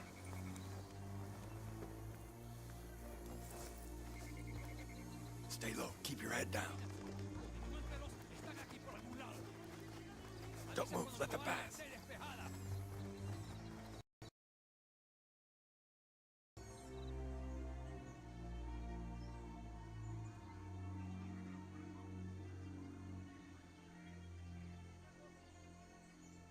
Oh, my game crashed.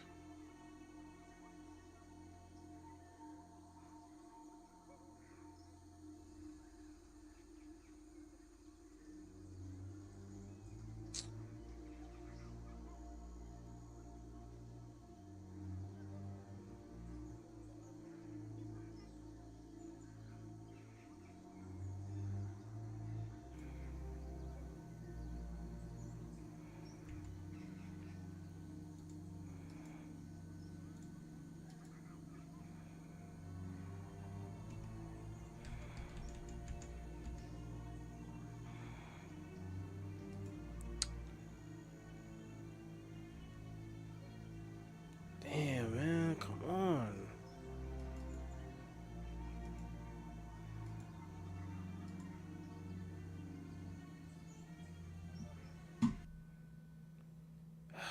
Game crashed. Okay, trophy.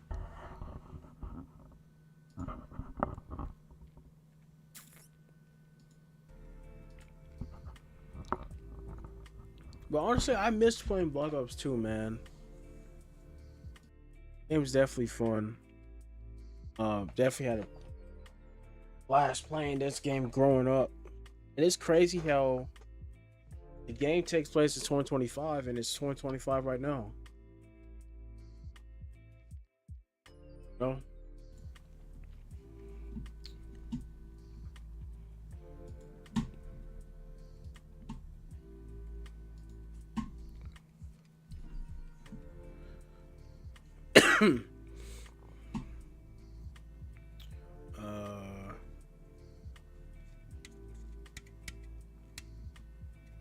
Let's see. But I think I'll end the stream right here. It's 11:49. It's almost 12 a.m. I think I'll stream tomorrow. Matter of fact, yeah, I'll stream tomorrow as well, guys. Tomorrow's Friday, so that's definitely a good time to stream.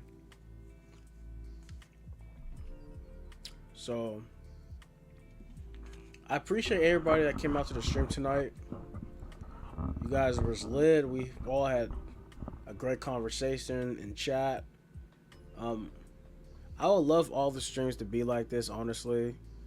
And it can happen. I just gotta stay consistent, get my name out there. Hopefully we could get more strong, loyal supporters to come into the streams and just chop it up. And yeah, man. Thank you guys for coming out to the stream. Make sure to subscribe, like, share, all that good stuff. Follow me on Instagram at Ultron2. Subscribe to the Ultron2 show. Link is in the description to all my socials. Sponsors are on the screen: Rogue Energy and the Red Dragon keyboard, or USA, I should say. Like I said before, if anybody that wants to donate, do it at your own discretion. No one has to donate, but if you want to, the option is there. All donos goes towards the YouTube channel and gear and all that good stuff. Also, shout out to Cam, my moderator, for the dollar dono earlier. Appreciate you.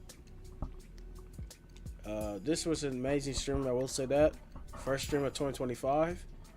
We're going to be taking streaming more seriously this year. I will promise you that, guys. And hopefully we could just do some different stuff on stream this year. So thank you guys for coming out. You guys have a good night. This is Ultron2 signing out, and as always, peace out. I'm out, y'all. You guys have a good night.